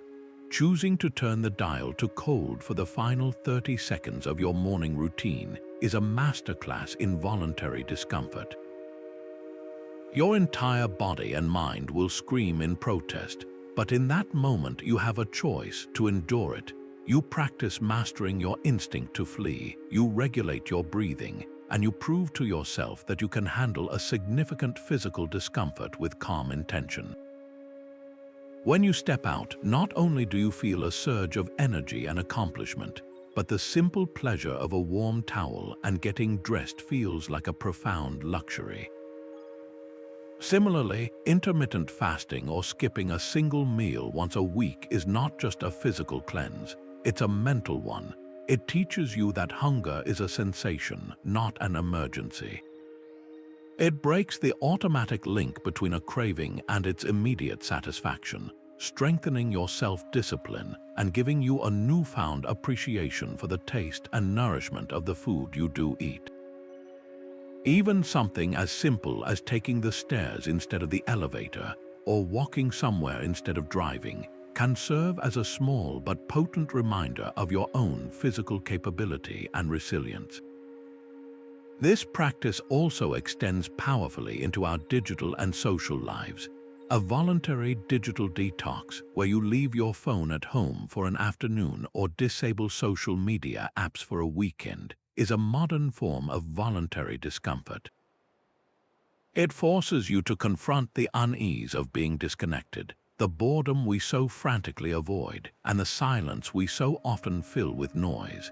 In that space, you rediscover the ability to be alone with your thoughts, to observe the world directly, and to engage in deeper, uninterrupted conversation.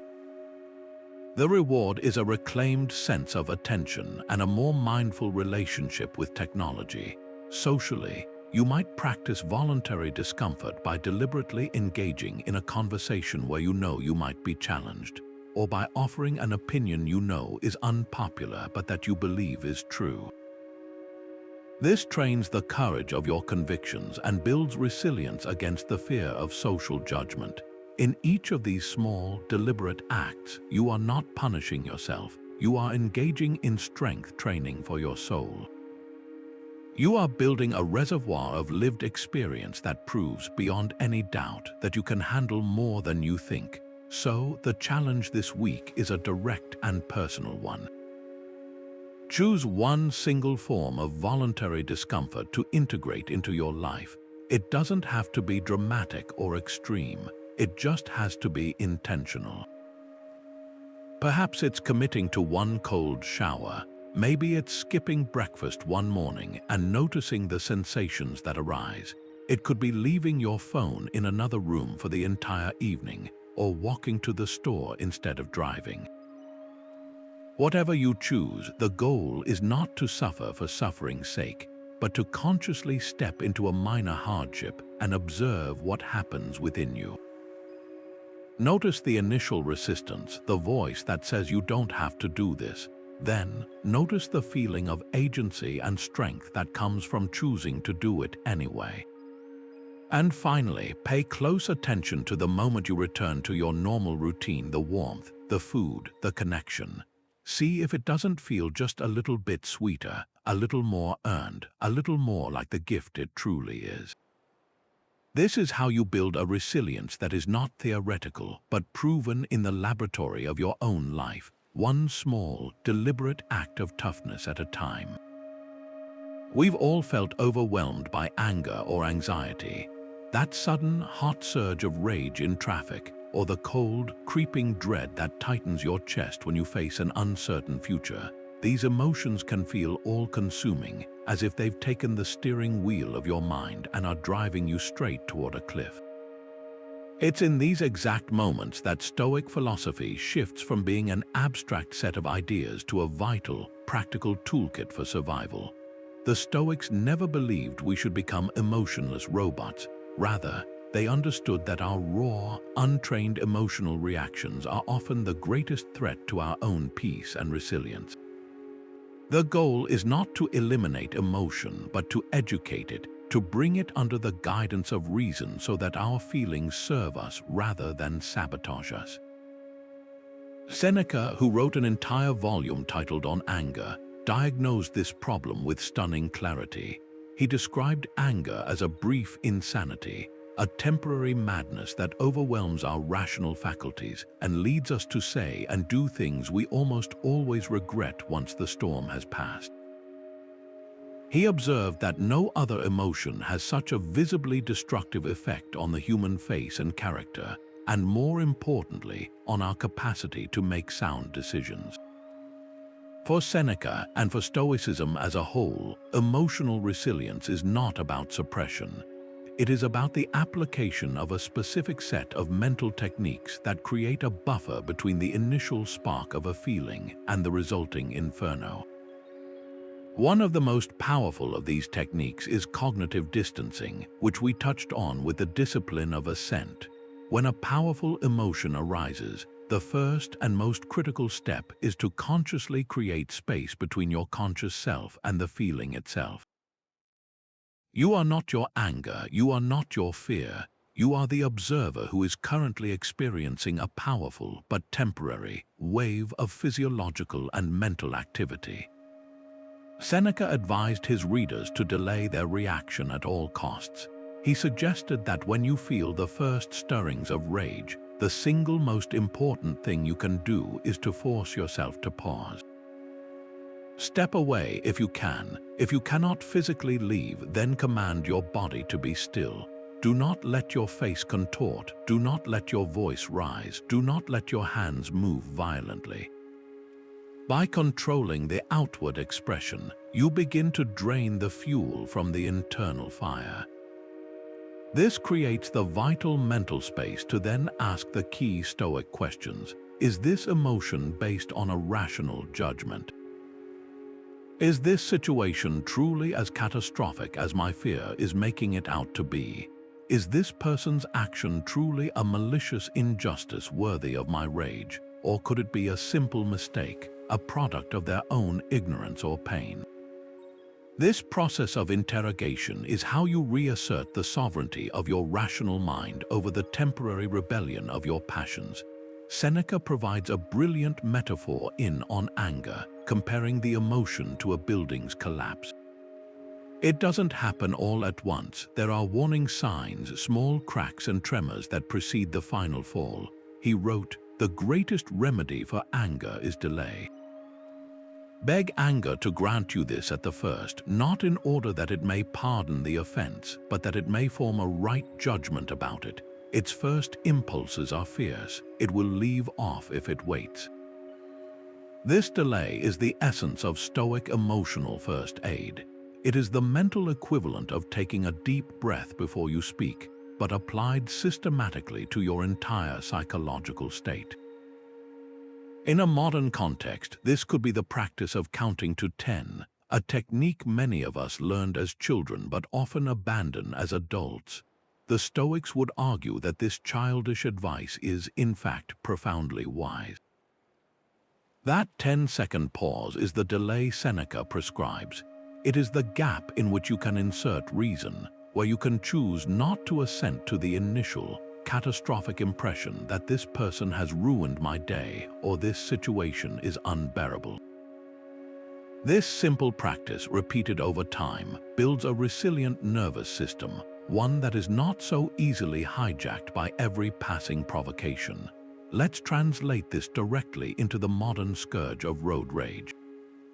You are driving calmly when another car suddenly cuts you off, forcing you to slam on your brakes. The immediate, automatic reaction is a jolt of adrenaline and a flash of pure, white-hot anger. The untrained mind immediately assents to the impression, "That idiot, he did that on purpose to disrespect me. He deserves my rage." This thought then justifies the behavior, leaning on the horn, shouting obscenities, or even engaging in dangerous retaliatory driving. Now apply the Stoic antidote. The car cuts you off. You feel the jolt, the surge of anger. This is the first impulse Seneca describes. Instead of following it, you enact the delay. You take a deep, deliberate breath. In that space, you engage in cognitive distancing. You tell yourself, "I am feeling a powerful sensation of anger, but I am not this anger."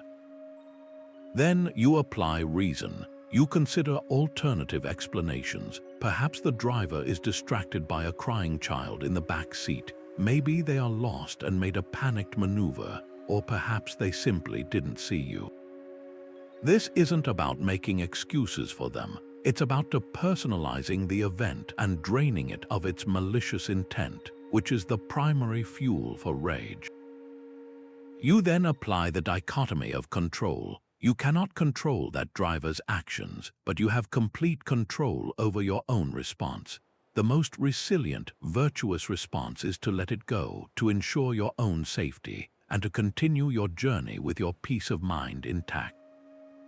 By doing so, you have not been weak, you have been strong. You have mastered an internal enemy far more dangerous than any bad driver. The same toolkit is just as effective for the slow-burning anxiety that can cloud our days. Anxiety is often a form of fear projected into an uncertain future. We spin stories in our minds about all the things that could go wrong, and we emotionally react to these fictional scenarios as if they are already real.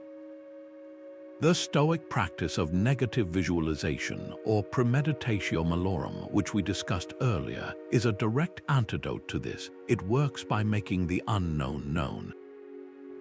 When you consciously and rationally visualize the worst-case scenario, you are not inviting it to happen. You are robbing it of its terrifying power to surprise you. But beyond that, Stoicism teaches us to focus on the present moment, the only time over which we have any direct influence. Anxious thoughts almost always pull us out of the present. The resilient response is to gently but firmly guide your attention back to what is actually happening right now. Are you safe in this moment? Is there a specific action you can take right now to address your concern? If there is, take it. If there isn't, then your anxiety is about something outside your control, and the virtuous choice is to release it and focus your energy on what is before you. This breaks the cycle of anxious rumination and grounds you in the manageable reality of the present. Now, consider a more intimate setting, a family conflict. A comment from a parent or a sibling pushes an old, sensitive button. The rush of hurt and anger is immediate and feels justified. The untrained reaction is to lash out, to bring up past grievances, to wound as you feel wounded. This is how family rifts deepen and harden over decades.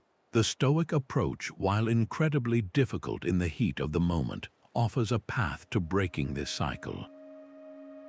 When you feel that familiar surge of hurt, you practice the delay. You might say, "I need a moment," and leave the room. In that space, you work to separate the facts from your judgment.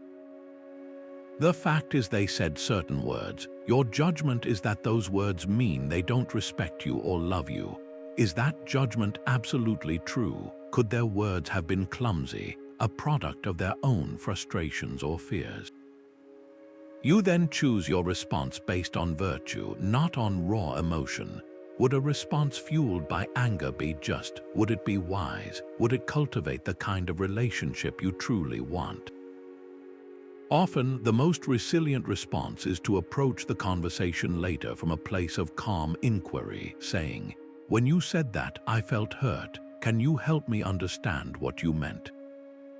This approach, born from emotional discipline, has the power to heal rather than to harm. So, take this opportunity to look inward. Identify one specific emotion that you consistently find challenging. Perhaps it is the quick flare of impatience with your children, the gnawing anxiety about your health, or the lingering resentment over a past betrayal. Once you have it in mind, design your own Stoic antidote. If it's impatience, your practice could be the deliberate pause, the Seneca delay, where you commit to taking 3 deep breaths before responding to your child's frustrating behavior. If it's health anxiety, your practice could be a rational assessment. What is within my control? I can eat well, exercise, and see my doctor for checkups. Everything else is outside my control and must be accepted. If it's resentment, your antidote might be a cognitive reframe, actively working to see the person who wronged you as a flawed human being acting from their own ignorance, much like yourself. By identifying the emotion and consciously selecting a Stoic tool to manage it, you are moving from being a passenger on your emotional roller coaster to becoming its calm, capable operator, building a resilience that is felt not in the absence of feeling, but in the masterful way you navigate each and every wave. Stoics believed in both fate and free will. Now, at first glance, that sounds like a complete contradiction. How can we be bound by a predetermined destiny while also being the captains of our own souls, making choices that shape our lives? This is one of the most sophisticated and empowering ideas in the entire Stoic framework, and it resolves not as a philosophical puzzle, but as a practical guide for building resilience.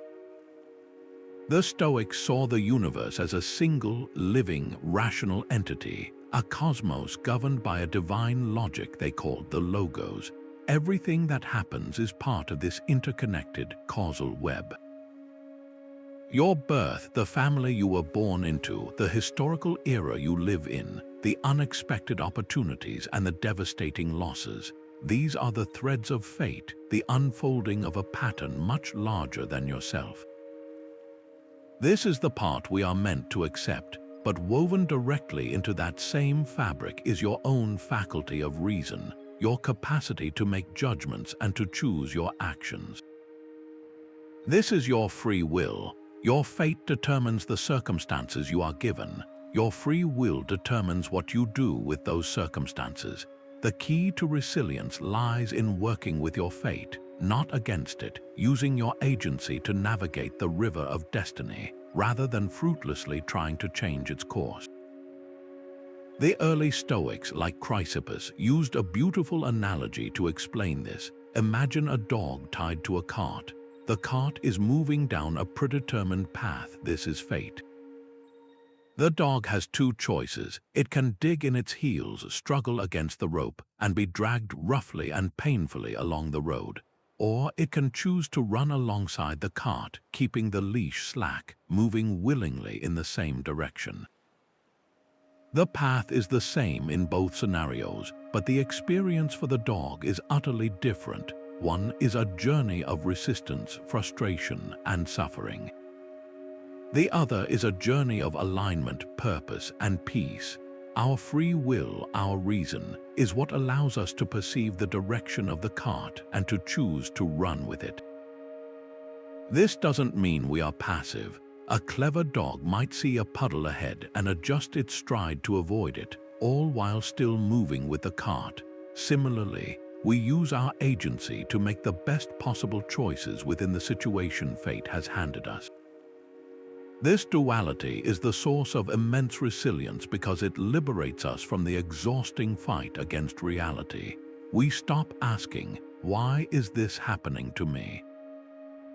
and start asking, "What am I going to do with this?" This harmonious balance is captured perfectly in a famous quote from Cleans, the second head of the Stoic school. He wrote, "Lead me, O Zeus, and thou, O Destiny, the way that I am bid by you to go. To follow I am ready. If I choose not, wretched though I be, I must follow still.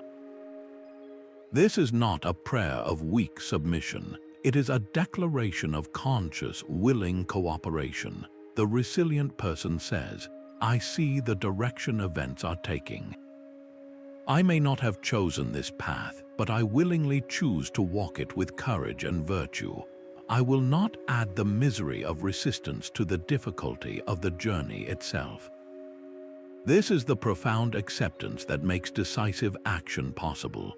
When you stop fighting the fact of the storm, you can finally focus all your energy on steering the ship. Your agency is no longer wasted on denial and is instead fully available for the task of navigation. We can see this principle at work in some of the most challenging arenas of modern life, starting with career changes. Imagine you've been laid off from a job you loved. The event itself, the corporate restructuring, the economic downturn, is the cart moving down its path. It is your fate in that moment. You did not choose it and you cannot undo it. The initial, untrained reaction is to fight against this reality, to sink into bitterness, to rage against the unfairness, to endlessly replay scenarios in your head where it didn't happen. This is the dog digging in its heels, and it only leads to more suffering. The Stoic, having accepted the fact of the layoff, immediately pivots to their sphere of agency. What is within their power? Updating a resume, reaching out to their network, learning a new skill, exploring industries they had previously overlooked. They use the unexpected freedom of the situation as a catalyst for growth and redirection. The layoff, a twist of fate, becomes the very thing that propels them toward a more fulfilling career path they might never have found otherwise. Their resilience comes from this fluid dance between accepting the unchangeable and acting vigorously on the changeable. This same dynamic plays out powerfully in the face of a health journey. A diagnosis of a chronic illness is a profound and often frightening turn of fate. It is the cart taking a sharp, unexpected turn onto a difficult road. The patient cannot control the diagnosis itself, but their free will governs everything that happens next. They can choose to rail against their condition, to become consumed by the "why me?" question and to retreat into despair, or they can accept the new reality of their body and focus their agency on what they can influence. Their attitude, their adherence to a treatment plan, their diet, their research into the condition, and their decision to find joy and meaning in life despite the illness. This is not about giving up, it's about focusing your fight where it can actually make a difference. The most resilient patients are often those who have made this shift. They acknowledge the limitations imposed by fate without letting those limitations define their entire existence. They use their will to live fully within the new parameters, demonstrating that our spirit is not ultimately determined by the health of our physical vessel. So, bring this powerful idea into your own life. Take a moment to reflect on one specific area where you feel a sense of struggle or frustration. It could be a relationship that feels strained, a personal goal that seems out of reach, or a financial situation that is causing you stress. Now apply the Stoic lens of fate and free will. First, clearly identify the aspects of this situation that are the cart, the facts that are already in motion and largely outside your direct control. This might be another person's feelings, the state of the economy, or a past event that cannot be changed. Acknowledge these elements with acceptance, releasing the mental energy you've been spending on wishing they were different. Then shift your focus to the dog, your own agency. Within this landscape of given circumstances, where do you still have the freedom to choose? What actions can you take? What attitudes can you cultivate? What responses can you plan? How can you run with the cart rather than being dragged by it? This simple but profound separation allows you to engage with your challenges from a place of empowered clarity. building a resilience that is both graceful and unyielding. For Stoics, happiness isn't a feeling, it's a way of being. This is perhaps the most significant departure from our modern understanding of joy, and it introduces us to the profound Stoic concept of eudaimonia. This ancient Greek term doesn't have a direct English translation, but it means something far richer and more durable than a temporary mood or a surge of pleasure. Eudaimonia is best understood as human flourishing, a state of living in complete alignment with your highest nature, which for the Stoics meant a life of reason and virtue. It is the deep, abiding satisfaction that comes from knowing you are living with integrity, courage, and wisdom, regardless of the emotional weather passing through you. Imagine a mighty oak tree. Its flourishing isn't defined by whether the sun is shining on it at this exact moment or whether a storm is battering its branches. Its flourishing is its deep-rooted strength, its resilient structure, its very nature as an oak. This is Stoic joy. It is not the fleeting sensation of sunlight on its leaves, but the unshakable, inherent strength of the tree itself. This is the foundation of the most robust form of resilience imaginable, because when your well-being is rooted in your own character, it cannot be taken from you by any external force. This idea of flourishing through excellence has a rich philosophical heritage. While the Stoics made it their own, the concept was powerfully articulated by Aristotle, who defined eudaimonia as an activity of the soul in accordance with virtue.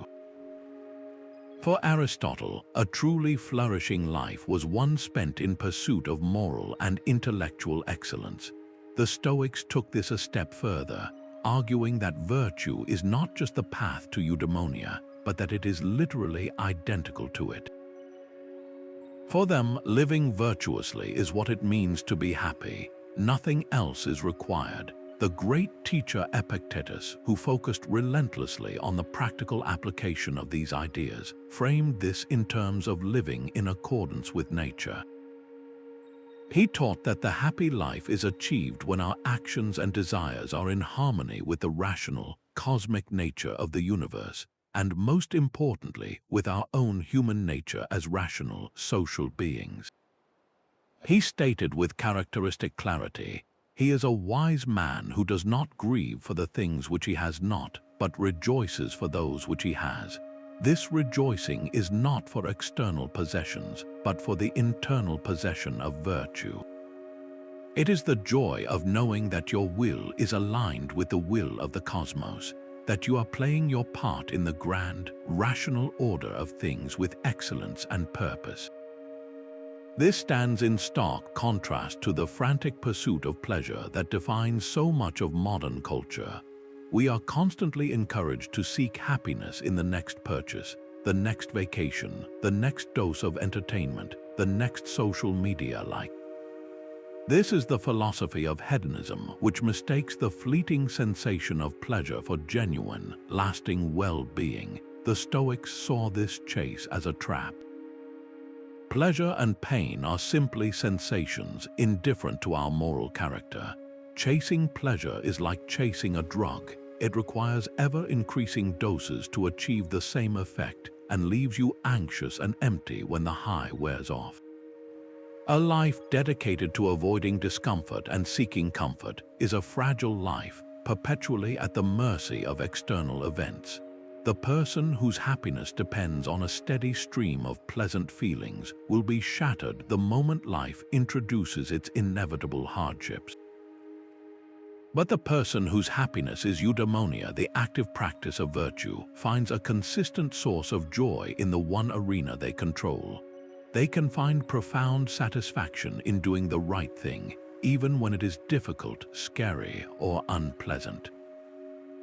The joy is in the integrity of the action itself, not in the feeling that follows it. To make this concrete, let's consider two different approaches to a single day. The first person, operating on a modern pleasure principle, wakes up and measures the potential success of their day by what might feel good.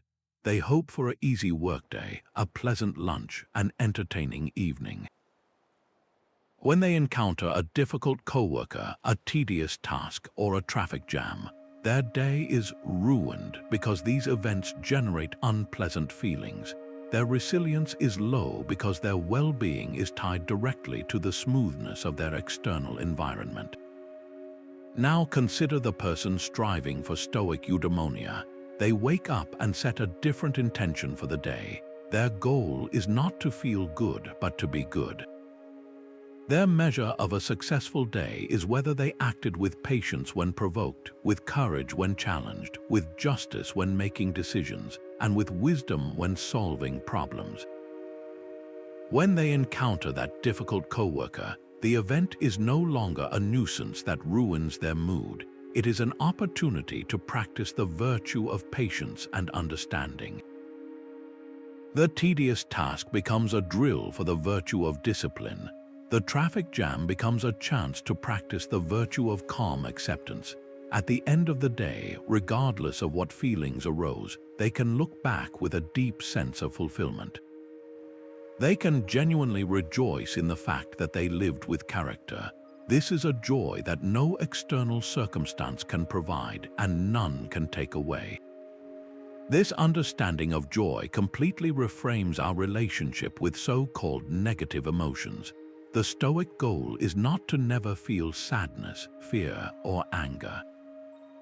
That would be impossible and inhuman. The goal is to ensure that these feelings do not derail you from your virtuous path. You can feel the deep sadness of loss while still flourishing, because your flourishing is based on your courageous and wise response to that loss, not on the absence of the loss itself. You can feel the nervousness before a public speech while still flourishing, because your flourishing is demonstrated by your decision to speak with honesty and conviction despite the fear. Eudaimonia is the operating system running in the background, ensuring that no matter what program is open on the screen, be it grief, anxiety, or frustration, the core functions of wisdom, courage, justice, and temperance remain active and in control. This is why it underpins lasting resilience. You are not trying to build a life without storms. You are building a ship that can sail through any storm, its integrity intact, its course held true by the unwavering character of its captain. So let's bring this transformative idea home. Take a quiet moment to reflect on your own definition of a flourishing life. Look beyond the conventional markers of success, the salary, the accolades, the possessions. If you were to strip all of that away, what would be left? What does it mean for you to flourish? Is it about the quality of your relationships and the depth of your compassion? Is it about the courage you show in pursuing your creative passions, regardless of the outcome? Is it about the wisdom you cultivate through lifelong learning and self-reflection? Is it about the justice you bring to your community through your actions and your voice? Try to define flourishing not as a destination you arrive at, but as a manner of traveling. It is the strength of your character, the clarity of your purpose, and the integrity of your actions, day in and day out. When you begin to measure your life by this internal, virtuous yardstick, you will discover a source of joy and resilience that is truly your own, a wellspring that cannot be polluted by the changing tides of fortune. No one likes being criticized. That little sting when you hear a negative comment about your work, your appearance, or your character is a deeply human reaction. It can feel like a personal attack, a dismissal of our value, and our immediate instinct is often to become defensive, to fire back, or to retreat inward with a wound to our pride. But what if you could disarm that sting completely? What if you could transform criticism from a source of pain into a source of power? This is precisely what Stoicism offers, a mental framework for handling feedback and insults with such resilient grace that you not only protect your inner peace but often emerge wiser and stronger. The Stoics understood that our reaction to criticism is a choice a moment where we can either hand over control of our emotions to someone else or retain our sovereignty by applying reason. It's not about building a thick skin in the sense of becoming numb or callous. It's about developing a discerning mind that can sift through any comment, separate the useful signal from the pointless noise, and maintain an unshakable calm rooted in self-knowledge. Marcus Aurelius, who faced constant criticism and conspiracy from senators, generals, and rivals throughout his reign, had a powerful practice for this. He would remind himself that the opinions of others are just that, opinions. They are little more than sounds or marks on a page, and they hold no power over his inner self unless he grants it to them. In his meditations, he offers this essential guidance, writing, "You can rid yourself of many useless things among those that disturb you, for they lie entirely in your imagination, and you will then gain for yourself ample space by comprehending the whole universe in your mind, and by contemplating the eternity of time, and observing the rapid change of every part of everything, how short is the time from birth to dissolution, and the illimitable time before birth, as well as the equally boundless time after dissolution. This is the ultimate perspective shift." He's not just saying to ignore the criticism, he's pulling the camera back to a cosmic scale. That critical comment, that snide remark, is a fleeting blip in the vast expanse of time and space. Does it really deserve to dominate your mental and emotional landscape? By connecting to this bigger picture, you shrink the criticism down to its proper, insignificant size. The practical Stoic response unfolds in a series of deliberate steps, turning a reactive moment into a thoughtful process. The very first and most critical step is to pause. When the criticism lands, whether delivered in a performance review or flung at you in a social media comment, you must create a space between the stimulus and your response. In that pause, you take a breath and you apply the fundamental Stoic filter, the dichotomy of control. Ask yourself, is this person's opinion within my control? The answer, of course, is no. You cannot control what others think or say about you. That realization alone is a massive release of pressure. Their words are an external event, no different from rain falling. You wouldn't get angry at the rain, you would simply put on a coat. The Stoic puts on the coat of reason. Having established that the criticism itself is an external you must accept, you then turn your attention to the one thing you can control, your judgment and your response. This is where the real work begins. You calmly and rationally examine the content of the criticism. Is there any truth in it? Is this person pointing out a genuine flaw or area for improvement? This requires immense humility and a commitment to self-improvement over self-defense. If there is a kernel of truth, you accept it with gratitude. That person, regardless of their tone or intent, has just given you a valuable gift, a map to a part of yourself that you can now work to improve. Your response can be as simple as, "Thank you for pointing that out. I will give it serious consideration." This response is disarming, confident, and virtuous. But what about the criticism that is purely malicious, an insult designed only to wound? This is where the Stoic practice of considering the source becomes vital. Marcus Aurelius advised himself to consider the character of the person speaking. He wrote, "When another blames you or hates you, or people voice similar criticisms, go to their souls, penetrate inside, and see what sort of people they are. You will realize that there is no need to be racked with anxiety that they should hold any particular opinion about you. Imagine the person who leaves a hateful comment online. Instead of taking the comment at face value, you mentally picture the person behind it. They are likely projecting their own insecurities, their own pain, their own ignorance. They are acting from a lack of wisdom and virtue. Understanding this, you can feel a sense of pity for them rather than anger. Their insult is a reflection of their own troubled inner state, not a valid judgment on your worth. To react with anger to such a person is like being upset at a toddler for throwing a tantrum. It misses the point entirely. Your job is not to correct them or to prove them wrong, but to maintain your own virtue by not descending to their level. The most powerful response to pure malice is often no response at all, or a simple, unshakable silence that denies the insult the oxygen it needs to become a conflict. Let's place this into a modern workplace scenario. You've just presented a new marketing campaign you've spent months developing. A senior colleague in front of the entire team says, "The core concept is derivative and lacks any real insight." The sting is immediate and public. The automatic, untrained reaction is defensiveness. You might feel your face flush, and you're tempted to retort by pointing out the flaws in their past projects.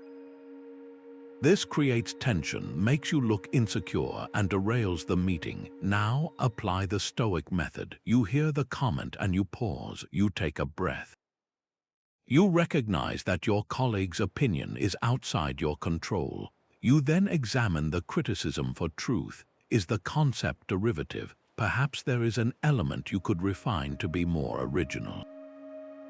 Does it lack insight? Maybe you failed to clearly communicate the consumer research that underpins it. You separate the harsh delivery from the potential message.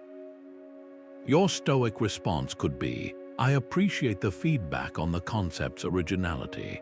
Perhaps I can walk everyone through the consumer insights that led us to this direction, so you can see the thinking behind it." This response demonstrates professionalism, confidence, and a focus on problem solving. It transforms a public critique into a collaborative discussion and shows that you are guided by reason, not emotion. Now think back on a specific instance in your own life when you received criticism that really bothered you. It might have been from a boss, a family member, or a comment on something you created. Replay that moment in your mind. First, recall the initial, raw emotional reaction. Now, reimagine that scene with a Stoic pause inserted right after the criticism was delivered. In that pause, apply the steps. Acknowledge that the other person's words are not yours to control. Then, with a calm and honest mind, sift through their comment. Was there even a tiny fraction of truth in it, something you could learn from?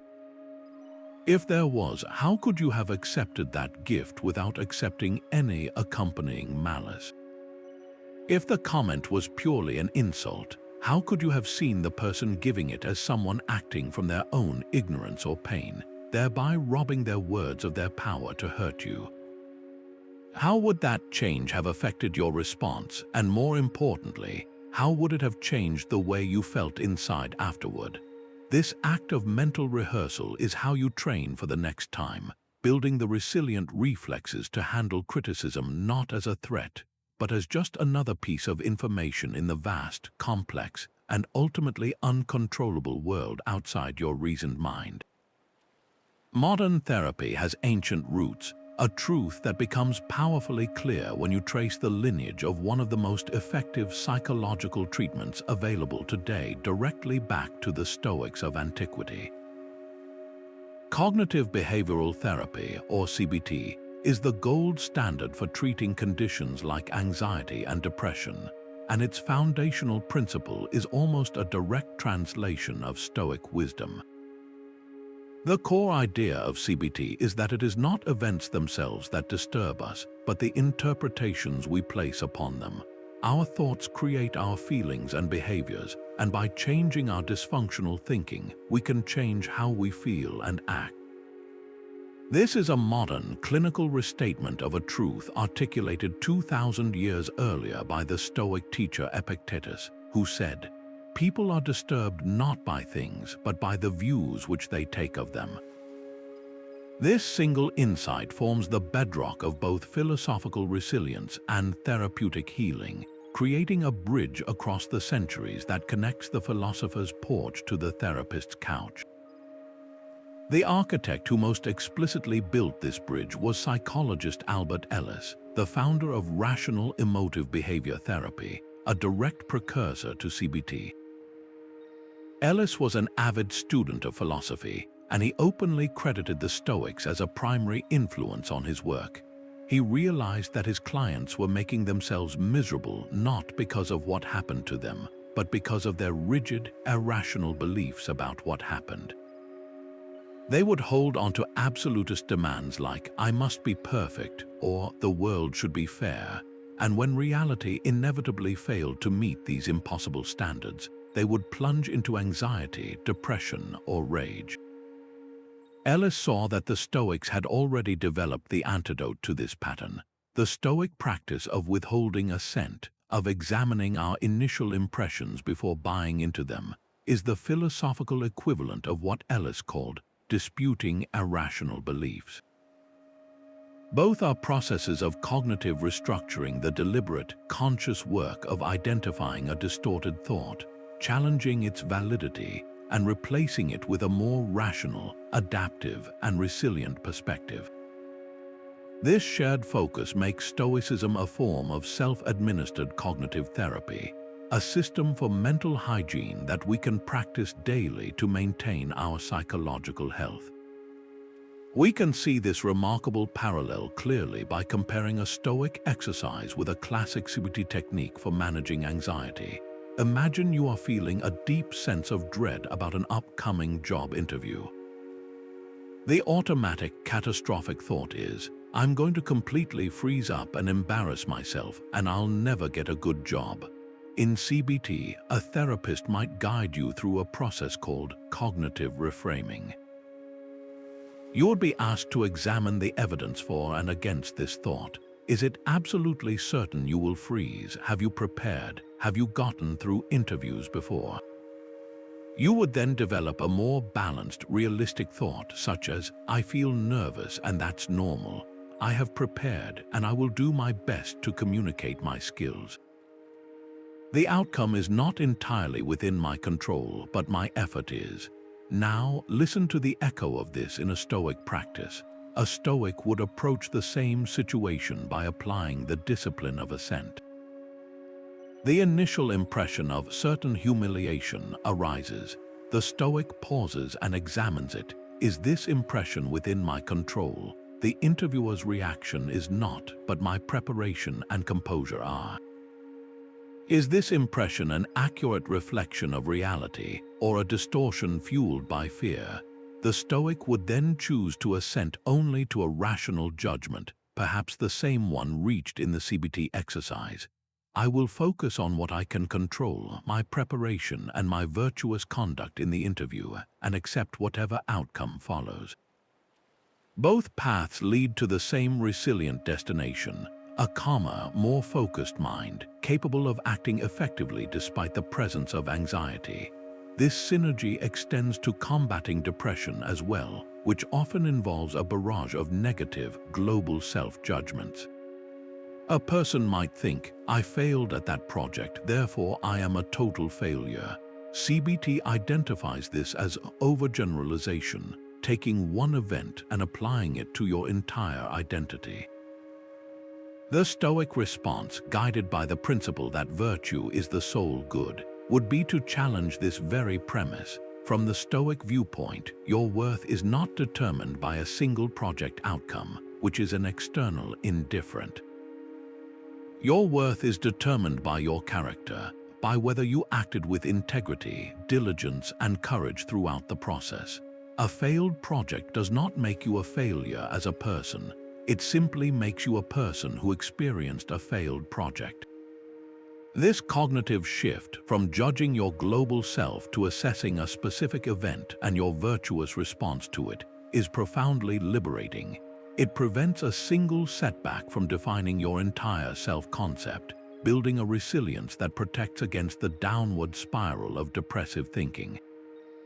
The therapy helps you change the thought. The philosophy gives you a powerful reason why that changed thought is not just helpful but true. So let's make this personal and practical right now. Bring to mind a recurring negative thought that sometimes enters your own mind. It might be a thought like, "I can't handle this pressure," or "Nobody appreciates what I do," or "If I make a mistake, it will be a disaster." First, just identify the thought clearly. Now, imagine you are both a Stoic philosopher and a cognitive behavioral therapist, and apply a combined approach. Begin by disputing the thought like a therapist. Ask yourself, what is the evidence that this thought is 100% true? What is a more balanced or realistic way to see this situation? Then reinforce this with a Stoic reframe. Ask yourself, is this situation within my control or outside of it? If it's outside my control, how can I practice acceptance? If it's within my control, what would a virtuous response look like? How can I focus on my character and effort rather than the unpredictable outcome?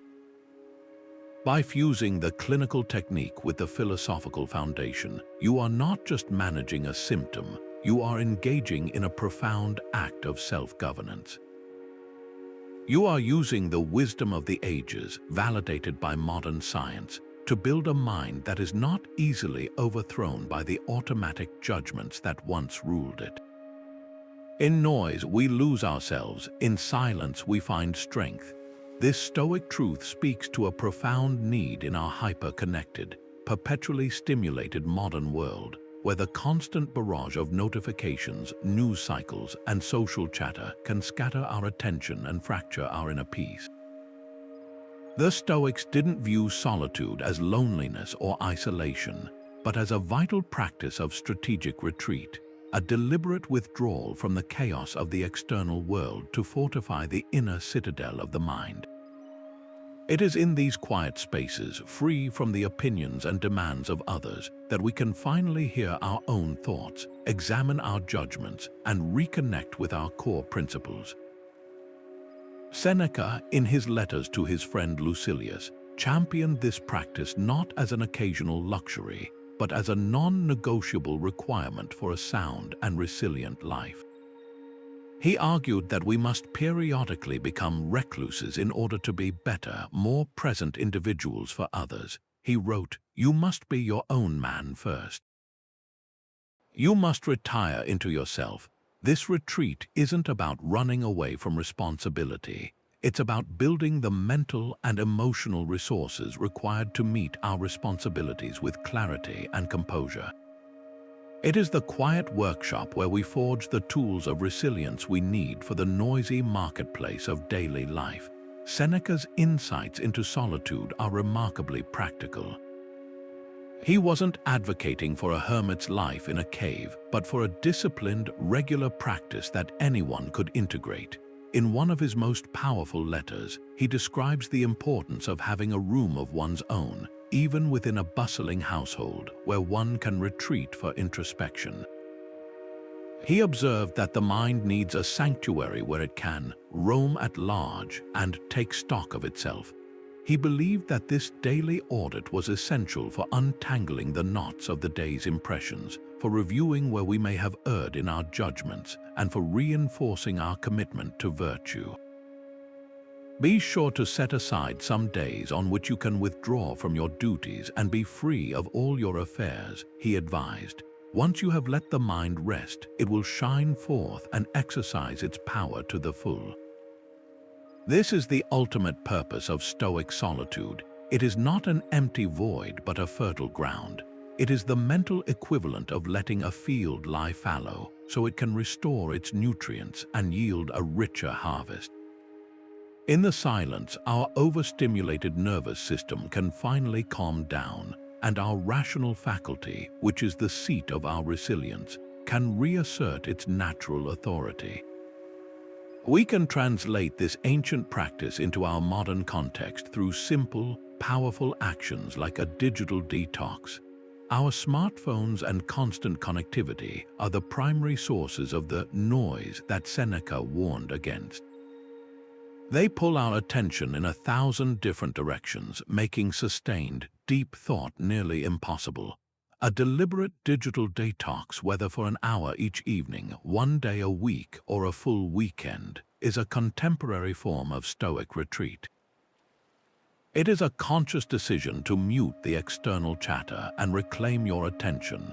During this time, you aren't just avoiding screens, you are creating the conditions for the self-examination the Stoics valued. Without the endless scroll of social media or the ping of emails, your mind is forced to turn inward. You might notice anxieties or thoughts that were previously buried under the digital noise. This is not a bad thing. It is the raw material for your Stoic practice. It is in this space that you can apply the discipline of assent, examining those thoughts without immediately reacting to them. The detox isn't an end in itself. It's a means to create the quiet necessary to do the real work of building resilience. Beyond digital detoxes, the broader practice of meditation offers a structured path to this same Stoic silence. While many modern meditation techniques focus on emptying the mind or achieving a state of bliss, a Stoic approach to meditation is more aligned with focused reflection. It is an active rather than a passive silence. You might use those 5 minutes of quiet to mentally review your day, as Seneca did, asking yourself questions like, where did I act in accordance with my values? Where did I fall short? What impressions did I assent to that I should have questioned? Alternatively, you could use the silence to contemplate a single Stoic principle, such as the dichotomy of control, turning it over in your mind until its truth becomes a lived experience rather than just a memorized phrase. This kind of meditation isn't about escaping reality, but about engaging with it more deeply and rationally. It strengthens your resilience by giving you a daily touchpoint with your philosophical core, ensuring that when the storms of life arrive, you have a well-practiced inner compass to guide. The silence becomes a training ground where you rehearse the calm, considered responses you wish to embody in the chaos of the world. Now, consider the immense value of bringing even a small fraction of this practice into your life starting today. The idea of finding silence might seem daunting, but the Stoics would advise starting small and being consistent. The goal is not a week-long silent retreat in the mountains, but a daily moment of reconnection. Your challenge is to intentionally schedule just 5 minutes of pure, uninterrupted silence. Find a quiet corner, perhaps in the morning before the day begins or in the evening before you sleep. Turn off all devices, close the door, and simply be with yourself. For these 5 minutes, you have no task other than to exist in the quiet. You will likely feel an initial restlessness. Your mind, accustomed to constant input, will try to fill the void with chatter. This is normal. Gently guide your attention to your breath, or simply observe the thoughts as they pass without getting entangled in them. This 5-minute practice is a powerful declaration of independence from the tyranny of noise. It is a small but potent act of reclaiming your mind, your attention, and your inner peace. In these brief moments of stillness, you are not doing nothing. You are doing the most important thing. You are fortifying the very source of your strength and resilience, building a quiet confidence that will sustain you long after the silence ends. Stoics aren't unfeeling, they're effectively caring. This is one of the most misunderstood aspects of the philosophy, the idea that a Stoic is a cold, detached figure, unmoved by the suffering of others. Nothing could be further from the truth. The Stoic goal was not to eliminate human feeling, but to direct it with wisdom and purpose. They sought to cultivate a profound and active compassion that is sustainable, a form of caring that strengthens both the giver and the receiver rather than depleting one to help the other. This is the heart of social resilience, the capacity for a community, a family, or an individual to provide consistent support without collapsing under the weight of that responsibility. The Stoics achieved this balance through a brilliant understanding of the relationship between empathy and action.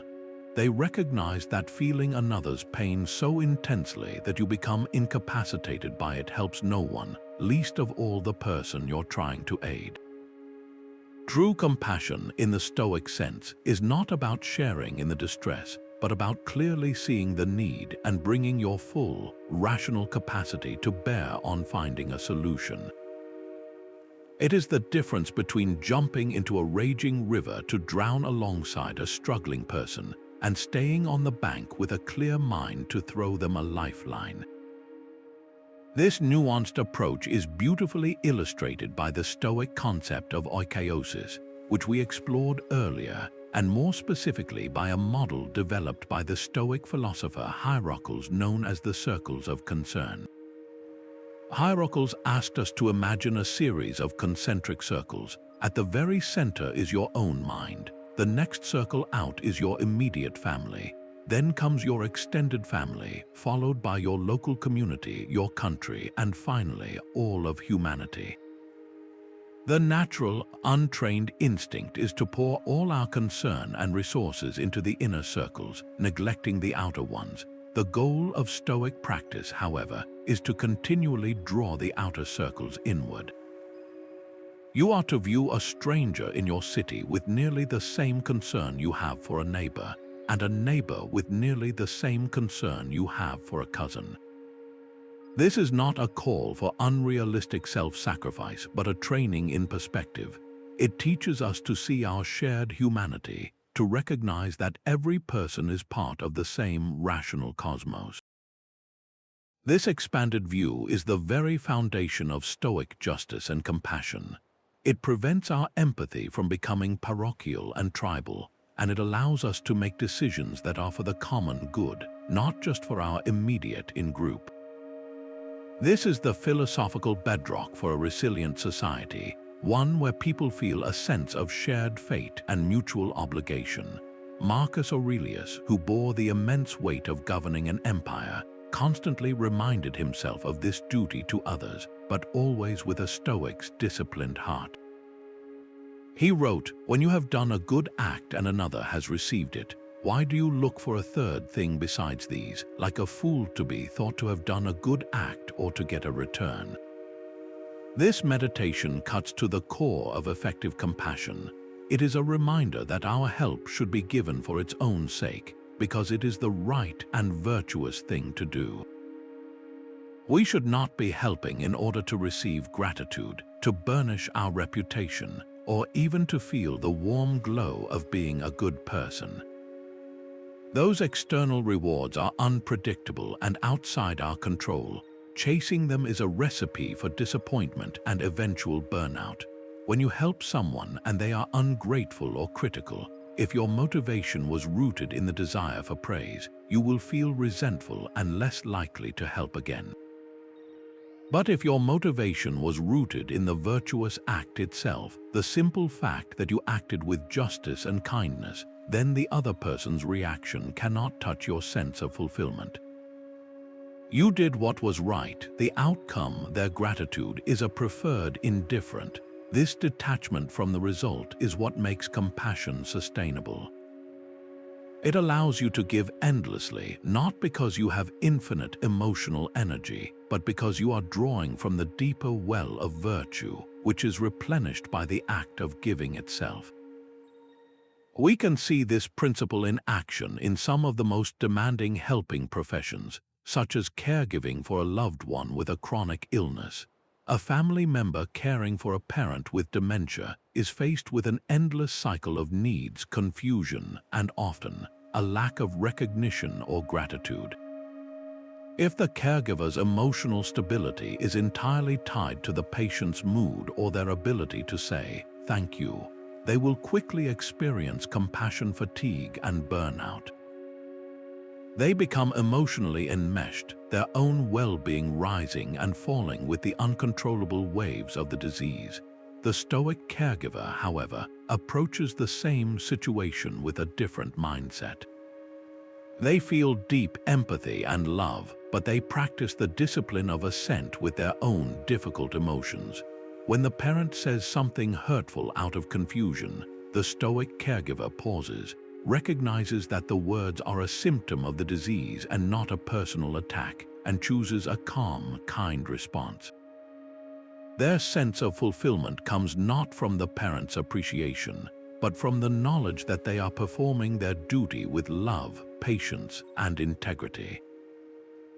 They understand that their own well-being is part of the equation. To care for another effectively, they must also care for themselves. This isn't selfish, it's strategic. It is the only way to ensure the compassion is resilient enough to last for the long haul. This balanced approach is equally vital in the realm of activism and social change.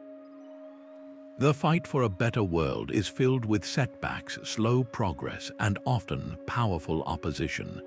An activist who internalizes every loss, who feels each injustice as a personal wound, will soon be consumed by anger, despair, or bitterness.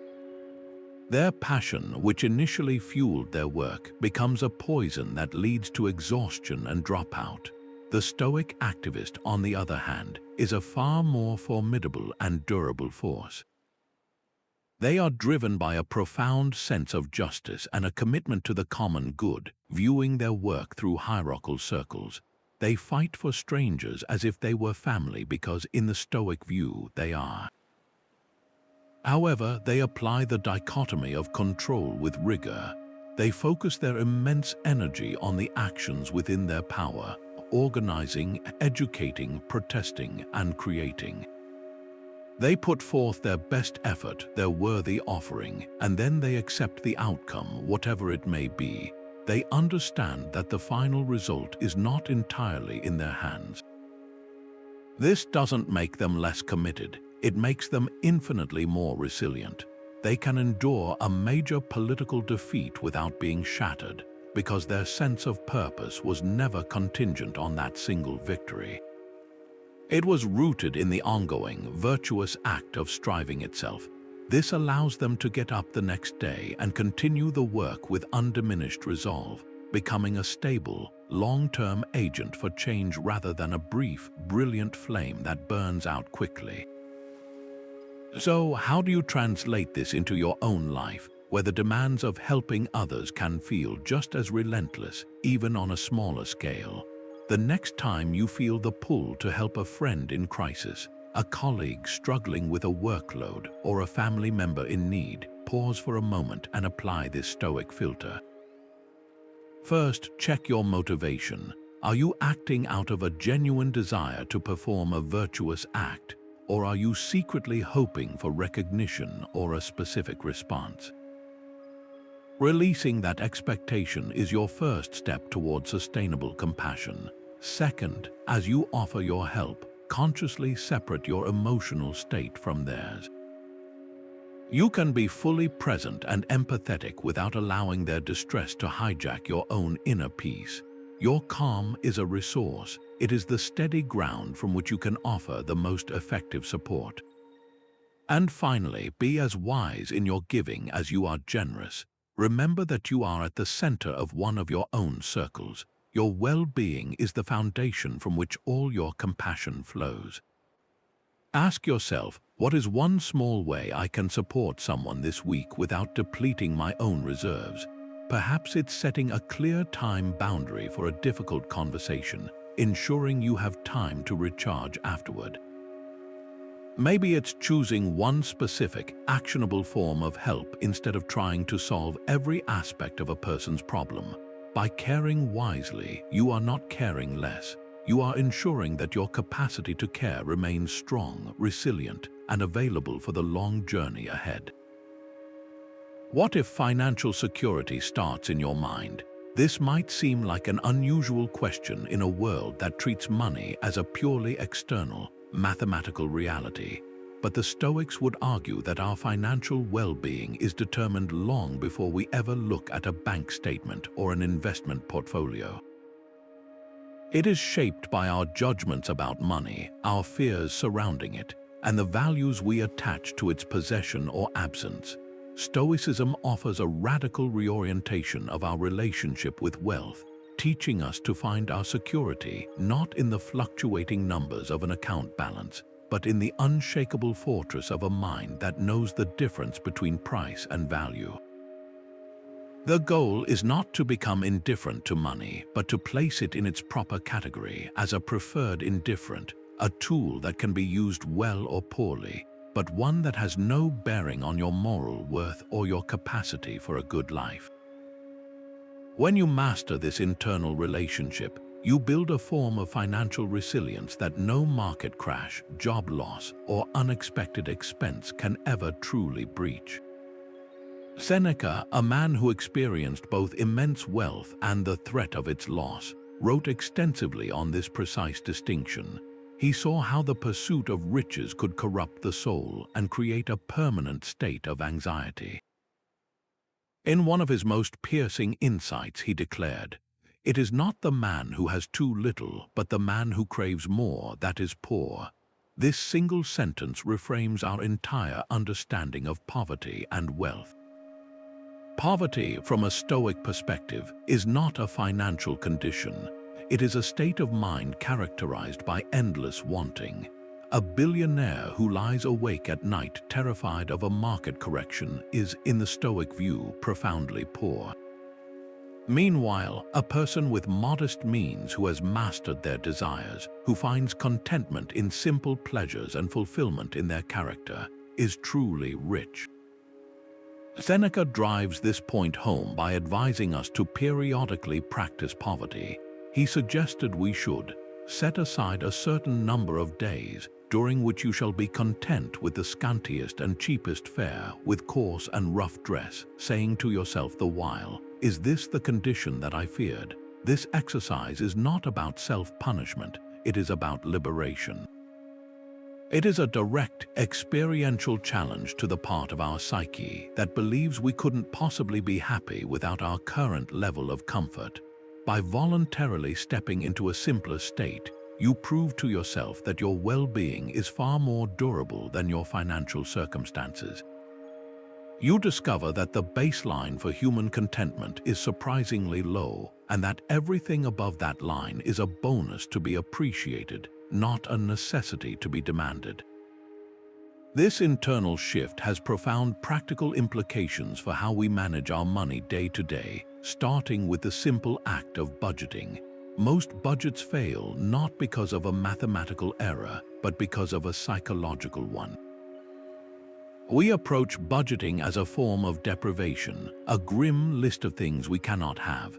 The Stoic, however, approaches budgeting as a practice of virtue, specifically the virtue of temperance or self-discipline. A budget is not a prison, it is a declaration of values. It is the conscious, rational allocation of your resources toward what you have judged to be truly important, rather than allowing your impulses to be pulled by every passing advertisement or social pressure. When you create and stick to a budget, you are not saying, "I can't afford that." You are actively choosing to say, "I am choosing to direct my resources toward my long-term security, my family's well-being, or my personal growth, rather than toward this momentary pleasure." This transforms the entire experience from one of scarcity to one of empowerment. You are no longer a victim of your finances. You are the author of your financial story, making deliberate choices that align with your deeper goals. This is financial resilience in action, the ability to forego a short-term want for a long-term good, because your sense of self is rooted in your character, not in your ability to consume. This same Stoic mindset completely reframes our approach to investing. The financial markets are a perfect training ground for the dichotomy of control. What is within your control as an investor? You can control your research, your asset allocation, your risk tolerance, your costs, and your consistent contributions. You can control your plan. What is utterly outside your control? The daily gyrations of the market, geopolitical events, interest rate decisions, and the emotional reactions of millions of other investors. The average investor, driven by fear and greed, constantly violates this principle. They buy when prices are high and euphoria is rampant, and they sell in a panic when prices crash. They are like the dog in Chrysippus's analogy, digging in its heels and being dragged painfully by the cart of the market. The Stoic investor, however, focuses exclusively on their circle of control. They create a rational, long-term plan based on their goals and their virtue of wisdom. They then execute that plan with discipline, making regular investments regardless of the market's mood. When a crash inevitably comes, they do not assent to the catastrophic impression that my financial future is ruined. They pause, they remember their plan, and they recognize that the market's decline is an external event. In fact, they might even see it as an opportunity, a form of voluntary discomfort, where they can purchase assets at a lower price, continuing to run alongside the cart of the market rather than being trampled by it. Their emotional resilience becomes their greatest financial asset, preventing them from making the costly, fear-based mistakes that devastate so many portfolios. And what about when financial loss actually occurs, when the worst-case scenario we mentally rehearse through Premeditatio Malorum comes to pass? This is where the Stoic principle that virtue is the sole good provides an unparalleled anchor. Imagine losing a significant portion of your savings or being laid off from a high-paying job. The conventional reaction is often one of identity crisis, shame, and a feeling that your very worth has been diminished. The Stoic, while certainly feeling the practical pressure of the situation, is protected from this psychological spiral. They understand that their wealth was a preferred, indifferent, useful, but not good. Their job was a preferred, indifferent, a good platform for action, but not the source of their moral value. What remains is their character, their capacity for reason, and their ability to choose a virtuous response. This loss, as difficult as it is, becomes a test, a heavy piece of gym equipment for the soul. It is an opportunity to demonstrate courage by facing the situation head-on, wisdom by creating a new plan, temperance by living leanly, and justice by still treating others with respect and fairness despite your own hardship. Your net worth has declined, but your self-worth, rooted in your virtue, remains intact and can even grow stronger through this adversity. This is the ultimate financial resilience, the knowledge that no matter what happens to your external assets, your true wealth, the content of your character, is bankruptcy-proof. So let's bring this powerful perspective to your own financial life. Take a moment to identify your single biggest financial fear. Is it the fear of never having enough to retire? The anxiety of a large, unexpected medical bill? The worry of losing your primary source of income? Now, apply the Stoic lens. First, categorize the elements of this fear. What aspects are truly outside your control? The global economy, corporate layoff decisions, and unexpected illnesses are largely in that category. Acknowledge them, accept their unpredictability, and release the mental energy you've been wasting on trying to control the uncontrollable. Then shift your focus sharply to what is within your sphere of influence.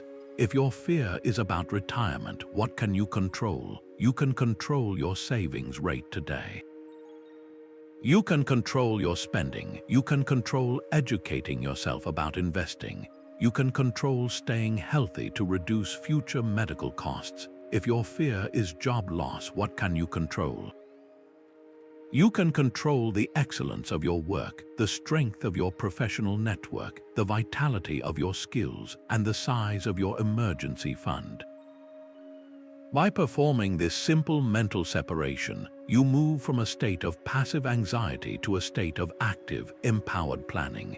You stop being a potential victim of your financial fears and start becoming the architect of your financial resilience, building your security from the inside out, one virtuous choice at a time. Time is the one thing we can't get back. Every moment that passes is gone forever, a finite currency that we are spending whether we choose to or not. While modern culture often encourages us to think of time as something we can save or find, the Stoics saw it with a much starker and more urgent clarity. For them, time was our most precious and non-renewable resource, and the way we choose to spend it is the ultimate measure of our life. This isn't about frantic productivity or cramming every second with activity. It is about the profound resilience that comes from knowing you are investing your limited hours in what is truly meaningful, rather than frittering them away on distractions and trivialities that leave you feeling empty and regretful. A life spent wisely in time is a life fortified against the despair of wasted potential, a life that can look back without the bitter pang of realizing that you are busy but not truly alive.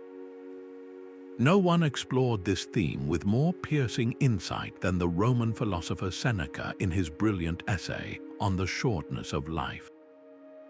He begins by dismantling the common complaint that life is short, arguing that it is not that we have a short time to live, but that we waste a great deal of it. We are not frugal with our time, we are extravagantly wasteful. We allow vast portions of our lives to be stolen from us by other people's agendas, by mindless entertainment, by the pursuit of wealth for its own sake, and by worrying about things that are outside our control.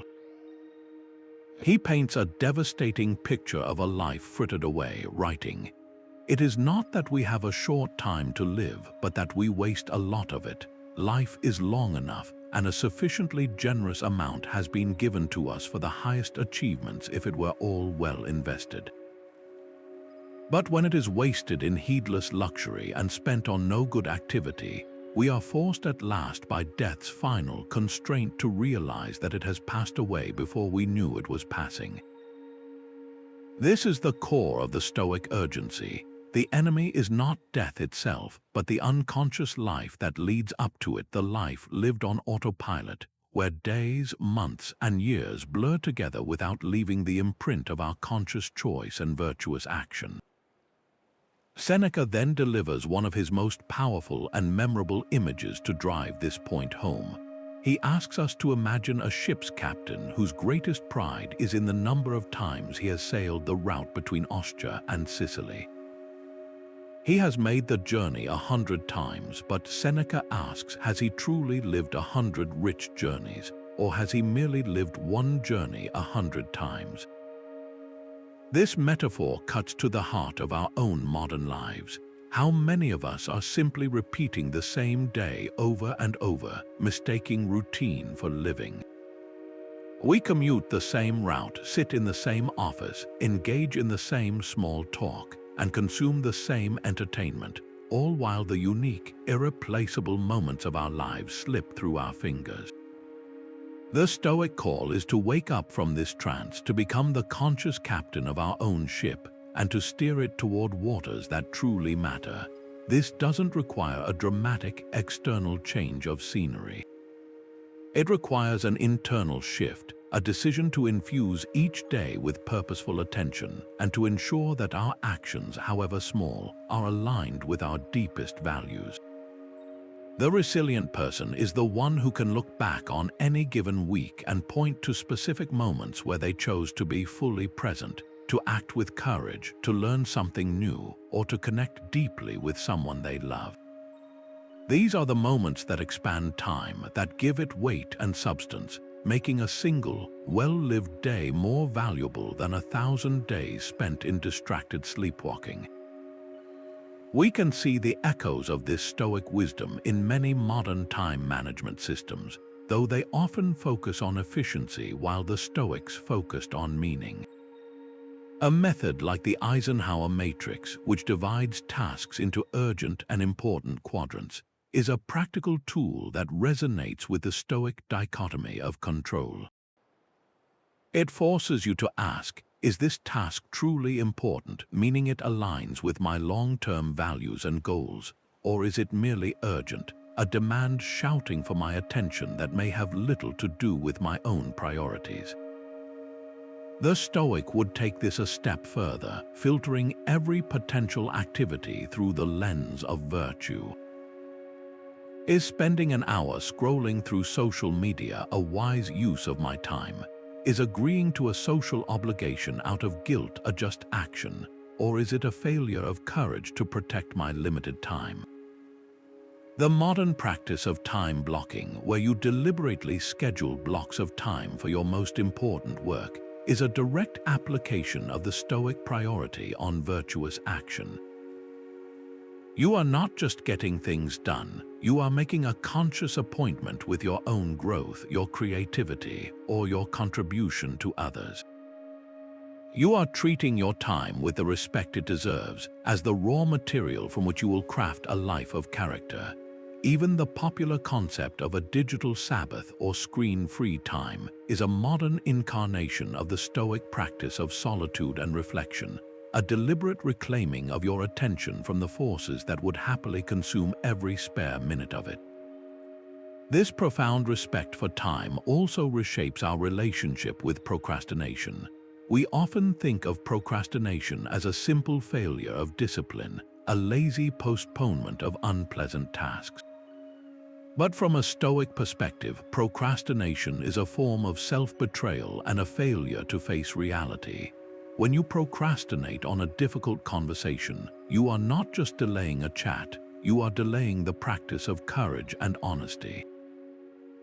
When you put off starting a creative project, you are not just postponing a hobby, you are postponing the expression of your unique potential and the cultivation of your wisdom. Every moment you delay is a moment of your life you will never retrieve, a moment that could have been used to build your resilience and strength. Seneca confronts this directly, stating, "You are living as if destined to live forever. Your own frailty never occurs to you. You don't notice how much time has already passed, but squander it as though you had a full and overflowing supply." Procrastination is the illusion of immortality. The Stoic antidote is the constant, gentle reminder of Memento Mori, remembering that you must die. This is not meant to be morbid, but to be galvanizing. The awareness that today could be your last is the ultimate catalyst for action. It is the spark that ignites the courage to finally have that conversation, to write the first page of that book, to apologize, to forgive, to begin. So let's bring this from the philosophical to the intensely personal. The challenge here is not to overhaul your entire life in a single day, but to begin the practice of conscious time stewardship. Find a quiet moment, perhaps at the end of this day, and perform a simple but powerful audit. Look back over the last 24 hours. How did you spend your time? Be honest and non-judgmental, simply observing. How many of those hours were spent on activities that you actively chose because they align with your core values, things like learning, connecting with loved ones, contributing to your community, or taking care of your physical and mental health? And how many hours were spent passively, consumed by distractions, other people's priorities, or mindless habits?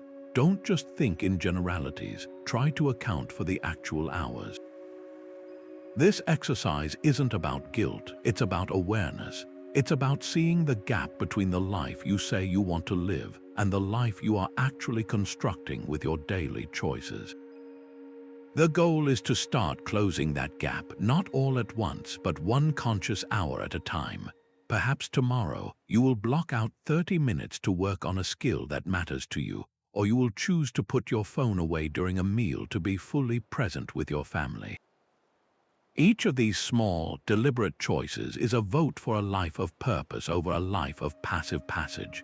It is in these choices that you build the most profound resilience of all the resilience of a person who knows they are living a life that is truly their own, moment by precious, irreplaceable moment. Relationships test our resilience daily, from the minor friction of a partner leaving dishes in the sink to the profound hurt of a friend's careless comment. Our connections with others are the ultimate proving ground for our philosophy. It is here, in the messy and unpredictable space between people, that our inner peace is most frequently challenged. Stoicism, far from advising a retreat into isolation, provides a powerful framework for building relationships that are not only durable but deeply respectful and fulfilling. The key, as in all things Stoic, is to shift our focus from trying to control others to mastering our own judgments and responses. When we stop attempting to force people to behave as we wish and instead concentrate on governing our own actions with virtue, we unlock a more compassionate and resilient way of connecting. The very first tool we bring to our relationships is the foundational Stoic principle, the dichotomy of control. Epictetus offers perhaps the most crucial piece of advice for any human interaction when he teaches, in your relationships with others, don't try to control what isn't yours to control. This seems simple, but its implications are revolutionary. What exactly is not ours to control in a relationship? We cannot control the other person's thoughts, feelings, opinions, or actions. We cannot make them more attentive, more grateful, or more understanding. We cannot force them to see our point of view or to apologize for a wrong. When we pour our energy into this futile effort, we are like a gardener angrily shouting at a plant to grow faster. It is not only ineffective, it exhausts us and poisons the environment. What is within our control, however, is our own conduct. We can control our own patience, our honesty, our forgiveness, and our boundaries. We can control whether we respond to provocation with anger or with calm reason. We can control the interpretations we place on other people's behavior. By firmly planting our feet in this realm of what is ours, we stop setting ourselves up for constant frustration and disappointment. We accept others as independent, autonomous beings, flawed and complex, just as we are. This leads directly to another profound teaching from Epictetus, which is to accept people exactly as they are, not as we wish them to be. He reminds us, when you wake up in the morning, tell yourself, the people I deal with today will be meddling, ungrateful, arrogant, dishonest, jealous, and surly. They are like this because they cannot tell good from evil. This is not a cynical prescription for mistrust. It is a preventative vaccine against disappointment. He is not saying everyone is this way, but that some people will be, and we should not be shocked or outraged when we encounter such behavior. When you go into your day expecting that people will sometimes act from their own ignorance, pain, or flawed character, their actions lose the power to surprise and derail you. You are prepared. If your colleague is abrupt in a meeting, instead of taking it personally and fuming for hours, you can think, there is the surliness I was prepared for. It likely has nothing to do with me. This mental preparation allows you to meet their behavior with patience rather than reciprocating with irritation. You see their actions as a reflection of their inner state, not a verdict on your worth. This acceptance is the soil in which compassion grows, because it allows us to disentangle ourselves from the emotional turmoil of others while still treating them with basic human dignity. Applying these principles transforms how we navigate common relational challenges. Consider a recurring family dispute, perhaps over political views during a holiday gathering. The untrained approach is to enter the fray determined to win the argument, to control the other person's opinion and force them to see the error of their ways. This almost always leads to raised voices, hurt feelings, and fractured connections. The Stoic approach is entirely different. Before the gathering, you prepare using the precepts of Epictetus. You accept that your relative holds different views and that changing their mind is outside your control.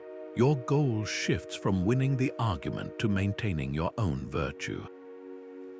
You focus on what is within your power. You can listen respectfully. You can choose not to engage in inflammatory rhetoric. You can calmly state your perspective without attachment to whether it is accepted, and you can gracefully change the subject if the conversation becomes toxic.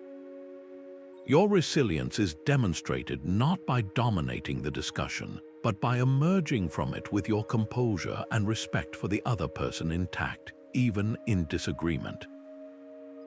The relationship is preserved because you refuse to make your affection conditional on their agreement with you. The same tools are equally powerful in friendships. Imagine a close friend who consistently cancels plans at the last minute. The automatic reaction is to feel hurt and disrespected, to build a narrative that they don't value your time or your friendship. This narrative then fuels a reaction, perhaps a passive-aggressive text or a decision to freeze them out. The Stoic friend, however, would first apply the dichotomy of control. They cannot control their friend's flakiness. They can, however, control their judgment of it and their response. They might examine alternative explanations less centered on personal disrespect. Perhaps the friend is struggling with anxiety, is overcommitted, or has poor time management skills. Then they would use their agency to have a virtuous conversation. Instead of an accusation, they could offer a calm observation. I've noticed our plans often get cancelled last minute, and I feel disappointed when that happens. I value our friendship and want to see you. Is there a way we can make our plans more firm, or is there something going on I should know about? This approach, grounded in courage and justice, addresses the issue directly without blame. It sets a clear boundary about what behavior is acceptable while remaining open and compassionate. Whether the friend changes or not is outside of your control, but you have acted with integrity and communicated your needs, which is the only part of the interaction that truly belongs to you. Now bring this lens to a relationship in your own life. It doesn't have to be a source of major conflict. It could simply be a connection that occasionally tries your patience, a coworker, a family member, or a neighbor. Identify one specific area in that relationship where you often find yourself feeling frustrated because you are trying, consciously or not, to control something that is not yours to control. Are you wishing they were more organized, more communicative, or more supportive? Now make the conscious Stoic shift. Release the effort to change that inherent aspect of them. Fully accept that this is how they are. Then pivot your energy entirely to your own sphere.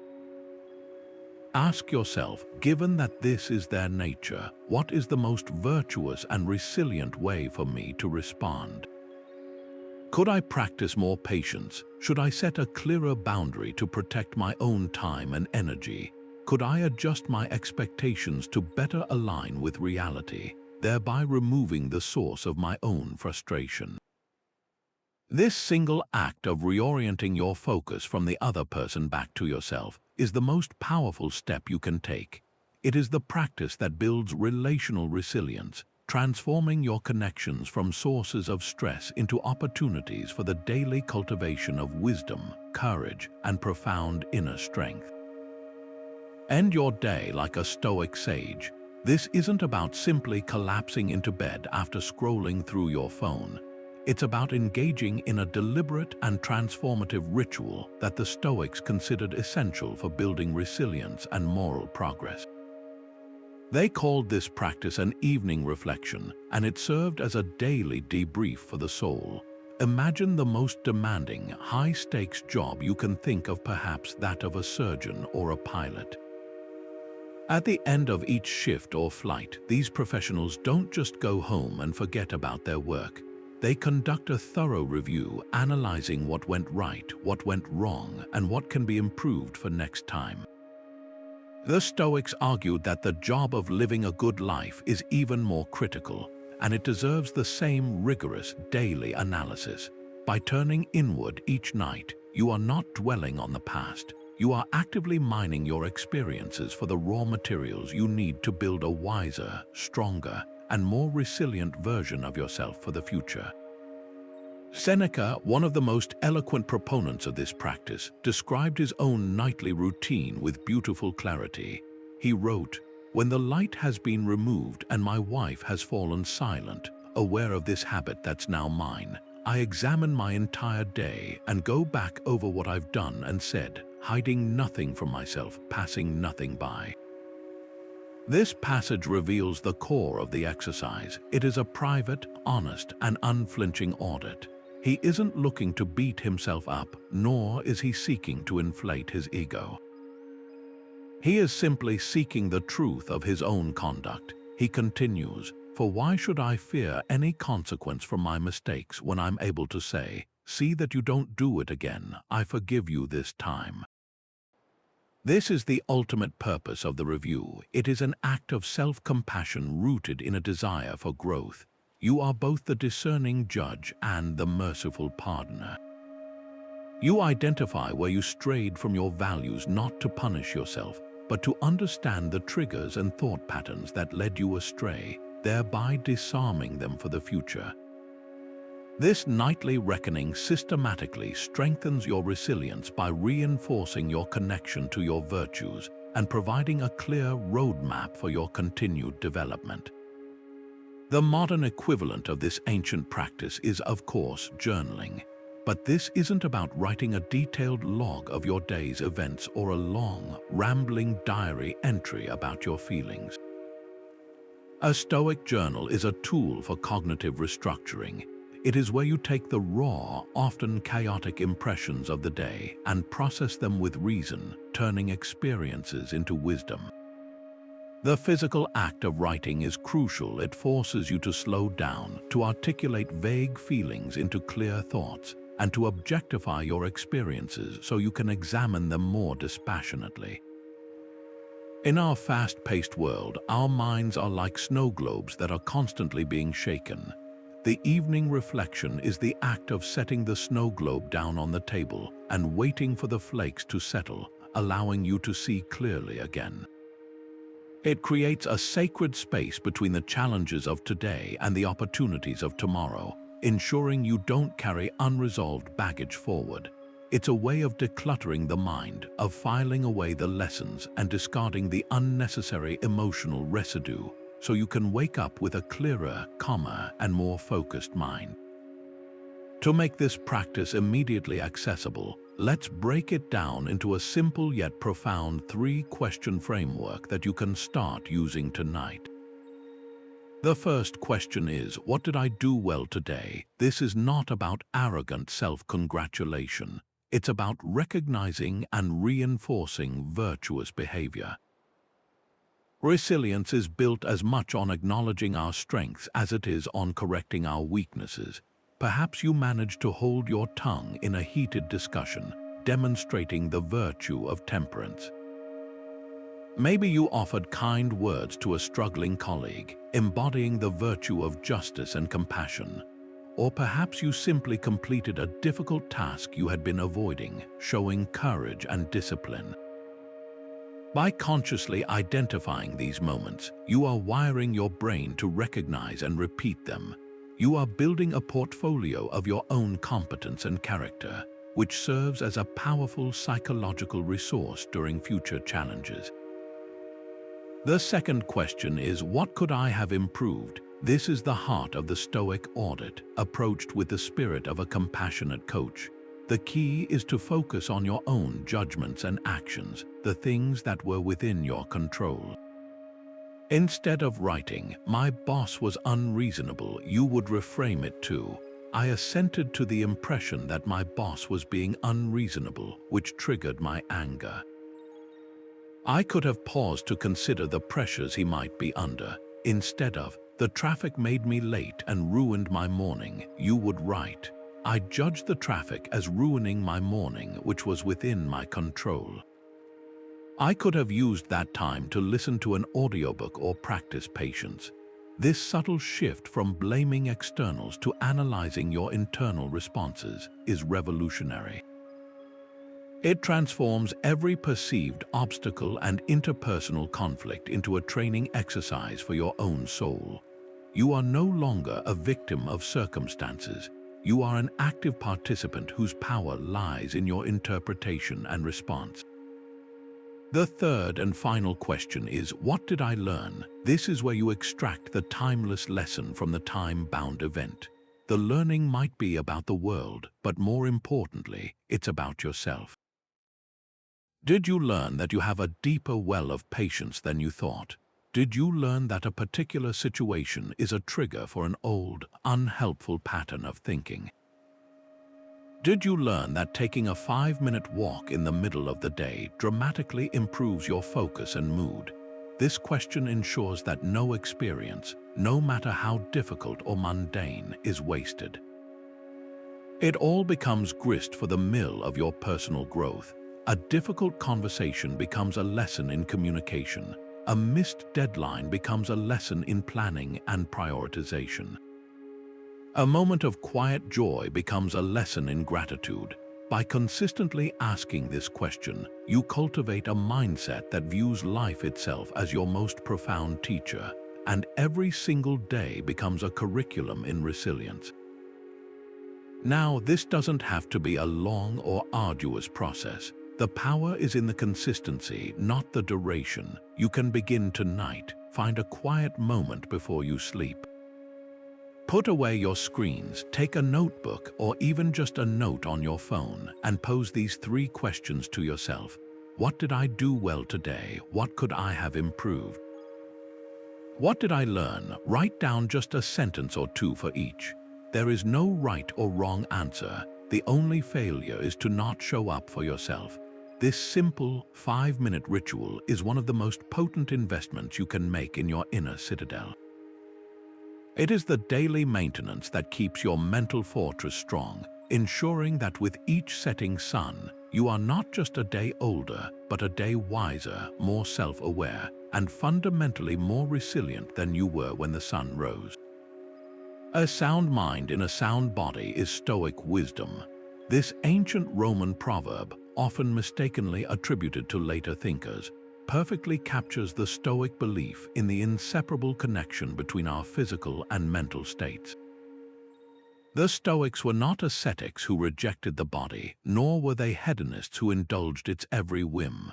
They viewed the body as the vessel for the mind, the instrument through which our rational faculty interacts with the world. As such, taking care of this vessel was not a matter of vanity or personal preference. It was a fundamental duty, a direct expression of the virtue of self-discipline, and a practical training ground for building all-around resilience. To neglect the body was to neglect the very vehicle of your virtue, making it harder to act with courage, wisdom, and justice when life demanded it. The philosopher Musonius Rufus, a teacher of Epictetus known for his emphasis on living philosophy, was unequivocal on this point. He argued that physical training was not just for athletes, but for every person who wished to live a good life. He taught that exercise develops a robustness that is as much mental as it is physical, preparing us to endure hardship with greater fortitude. Musonius Rufus framed physical training in strikingly practical and philosophical terms. In one of his surviving lectures, he makes a compelling case that goes far beyond the pursuit of strength or aesthetics.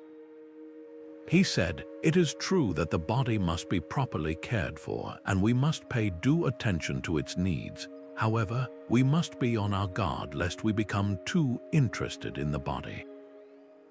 This is the crucial Stoic balance. He advocated for regular, vigorous exercise not to build a perfect physique, but to build a capable and obedient instrument for the soul. He specifically recommended activities that were functional and mirrored the challenges of life, like digging, carrying loads, and walking. These weren't arbitrary choices.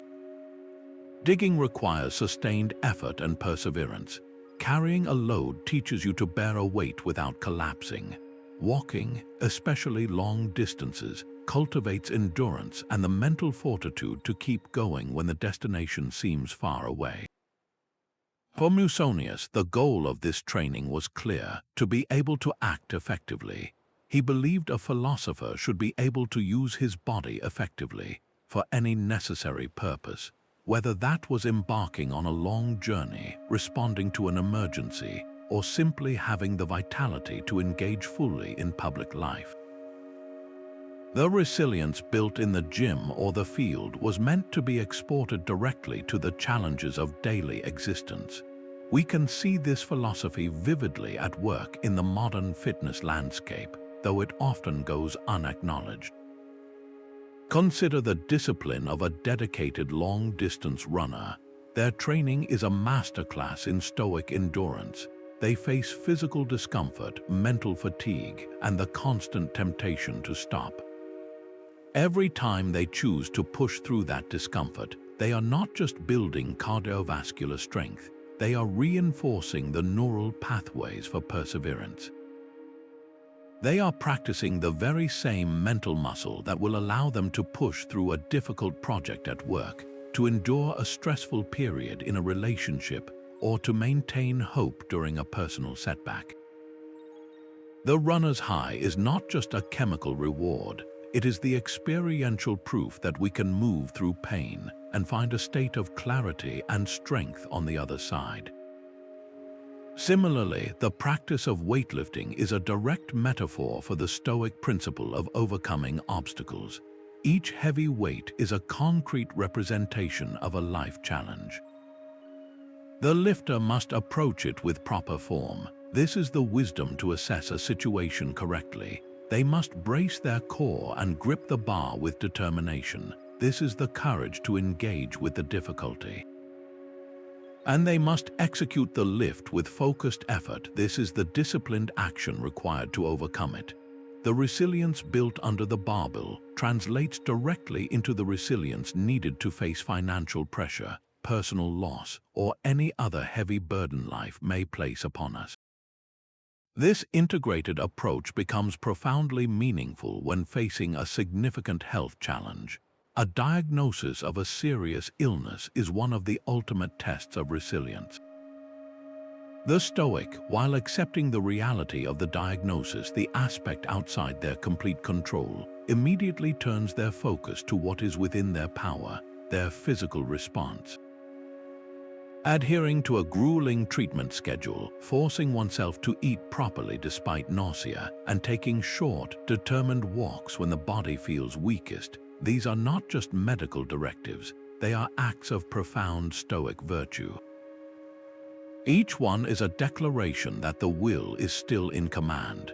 The discipline required to follow a physical therapy regimen after an injury is the same discipline needed to rebuild a life after any other kind of rupture.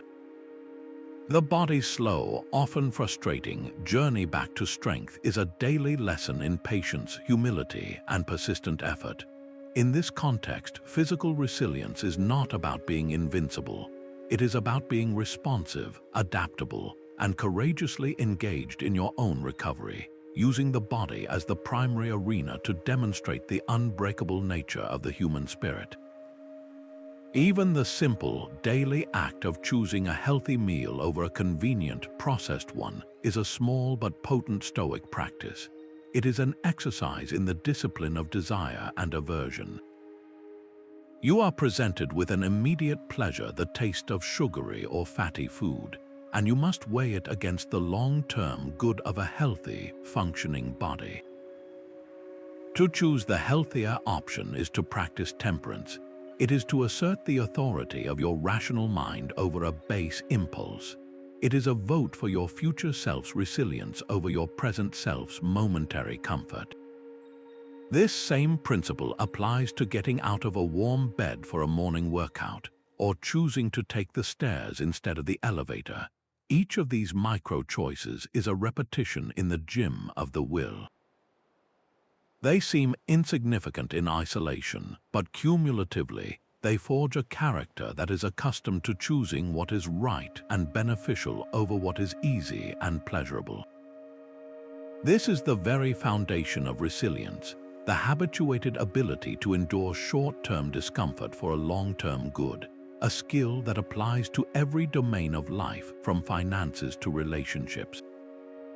Now, bring this integrated wisdom into your own life. The goal is not to launch an extreme fitness regime overnight, but to consciously select one physical activity and approach it with a Stoic mindset. What is one thing you can do that will simultaneously strengthen your body and your mental resolve? Perhaps it is committing to a daily 10-minute walk, rain or shine. using that time not for distraction but for mindful attention to your surroundings and your breath. Maybe it is holding a plank for 30 seconds longer than is comfortable, focusing on your steady breath and reminding yourself that you can endure more than you think. It could be something as simple as practicing perfect posture at your desk for an hour each day, an exercise in physical self-discipline that directly impacts mental alertness. Whatever you choose, do it with intention. See the activity not as a chore but as a training session for your entire being, as you feel the physical effort consciously connected to the inner strength you are building. Remind yourself that the resilience you cultivate in your muscles and your lungs is the very same resilience that will steady your hand in a moment of crisis, clarify your mind in a moment of confusion, and give you the endurance to see your most important commitments through to the end. And so we arrive at the end of our journey, having walked through the quiet halls of an ancient philosophy to discover a remarkably modern toolkit for the soul. We began with the fundamental division that changes everything, the dichotomy of control, which teaches us to invest our energy solely in our own judgments and actions, releasing the paralyzing grip we so often try to maintain over the uncontrollable world around us. From there, we learn to not just accept, but to actively love our fate with Amor Fati, seeing every setback and obstacle not as a deviation from our path, but as the very path itself, essential for forging our strength and character. We practiced Premeditatio Malorum, mentally rehearsing challenges to inoculate ourselves against fear, and we expanded our perspective with the view from above, shrinking our daily anxieties down to their true, manageable size in the grand cosmos. We confronted mortality with Memento Mori to prioritize what truly matters, and we trained our responses with the Discipline of Assent, creating a crucial pause between impulse and action. We anchored our self-worth in virtue, the only true good, and recognized our interconnectedness through Oikeiosis, understanding that resilience is also a communal project. We cultivated an inner contentment independent of external circumstances, and we grounded ourselves in the present moment with a purposeful Stoic mindfulness. We reframed adversity as training for the soul, applied these principles to leadership, and even voluntarily embraced discomfort to appreciate our comforts and build our fortitude. We learn to manage our emotions, balance fate and free will, and discover a joy rooted not in feeling but in flourishing. We handled criticism with grace, connected these ancient exercises to modern psychology, and found strength in silence and solitude. We built financial resilience from the inside out, treated time as our most precious resource, nurtured durable relationships, engaged in nightly self-examination, and integrated the care of our body with the strength of our mind. These are not isolated tricks but interconnected strands of a single, resilient rope. When you practice the dichotomy of control, you are better equipped for Amor Fati. When you remember your mortality, you naturally become more mindful of the present. Each principle supports and reinforces the others, creating a comprehensive operating system for a life of purpose and peace amidst chaos. The untold value of these lessons for our modern world is immeasurable. In an age of overwhelming noise, constant change, and immense pressure, Stoicism offers not an escape from reality, but a clearer, calmer, and more courageous way to engage with it. It provides the mental architecture to withstand the storms of professional uncertainty, the emotional turbulence of personal relationships, and the quiet anxieties of a connected yet isolating world. This is not about becoming impervious to feeling, but about developing the wisdom to navigate your feelings with purpose. It is about building an inner citadel so strong that no external event can ever force its way in and compromise your core. The goal is to live as the captain of your own soul. In that spirit, let's conclude with a final, empowering thought from Epictetus. who perhaps more than any other Stoic understood the nature of true freedom. He said, "No man is free who is not master of himself." This is the ultimate promise of this philosophy. Your freedom, your resilience, and your peace do not depend on your circumstances improving. They depend entirely on you taking mastery of your own mind, your judgments, and your actions. That is a form of power that can never be taken from you. So, as we bring this exploration to a close, here is a simple invitation, a final reflection to carry with you. Look back over the principles we've discussed.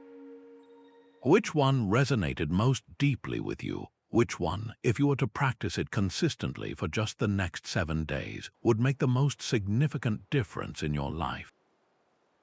Perhaps it is the daily evening reflection to review your day. Maybe it is the conscious practice of inserting a pause before you react to a trigger. It could be the decision to see one specific challenge in your life not as a problem but as training. Choose one, commit to it for this next week, carry it with you as your personal experiment in building resilience. And we would be honored to hear about your journey. If you feel moved to do so, share your chosen practice or your experiences in the comments below. What was the result of your experiment? What did you learn about yourself? Let's create a community of practice, a space where we can support each other in living with greater wisdom and strength. If you found value in these ancient lessons for our modern world, consider subscribing for more explorations into how timeless wisdom can help us navigate the complexities of today. Thank you for your time and your attention. Go forth and build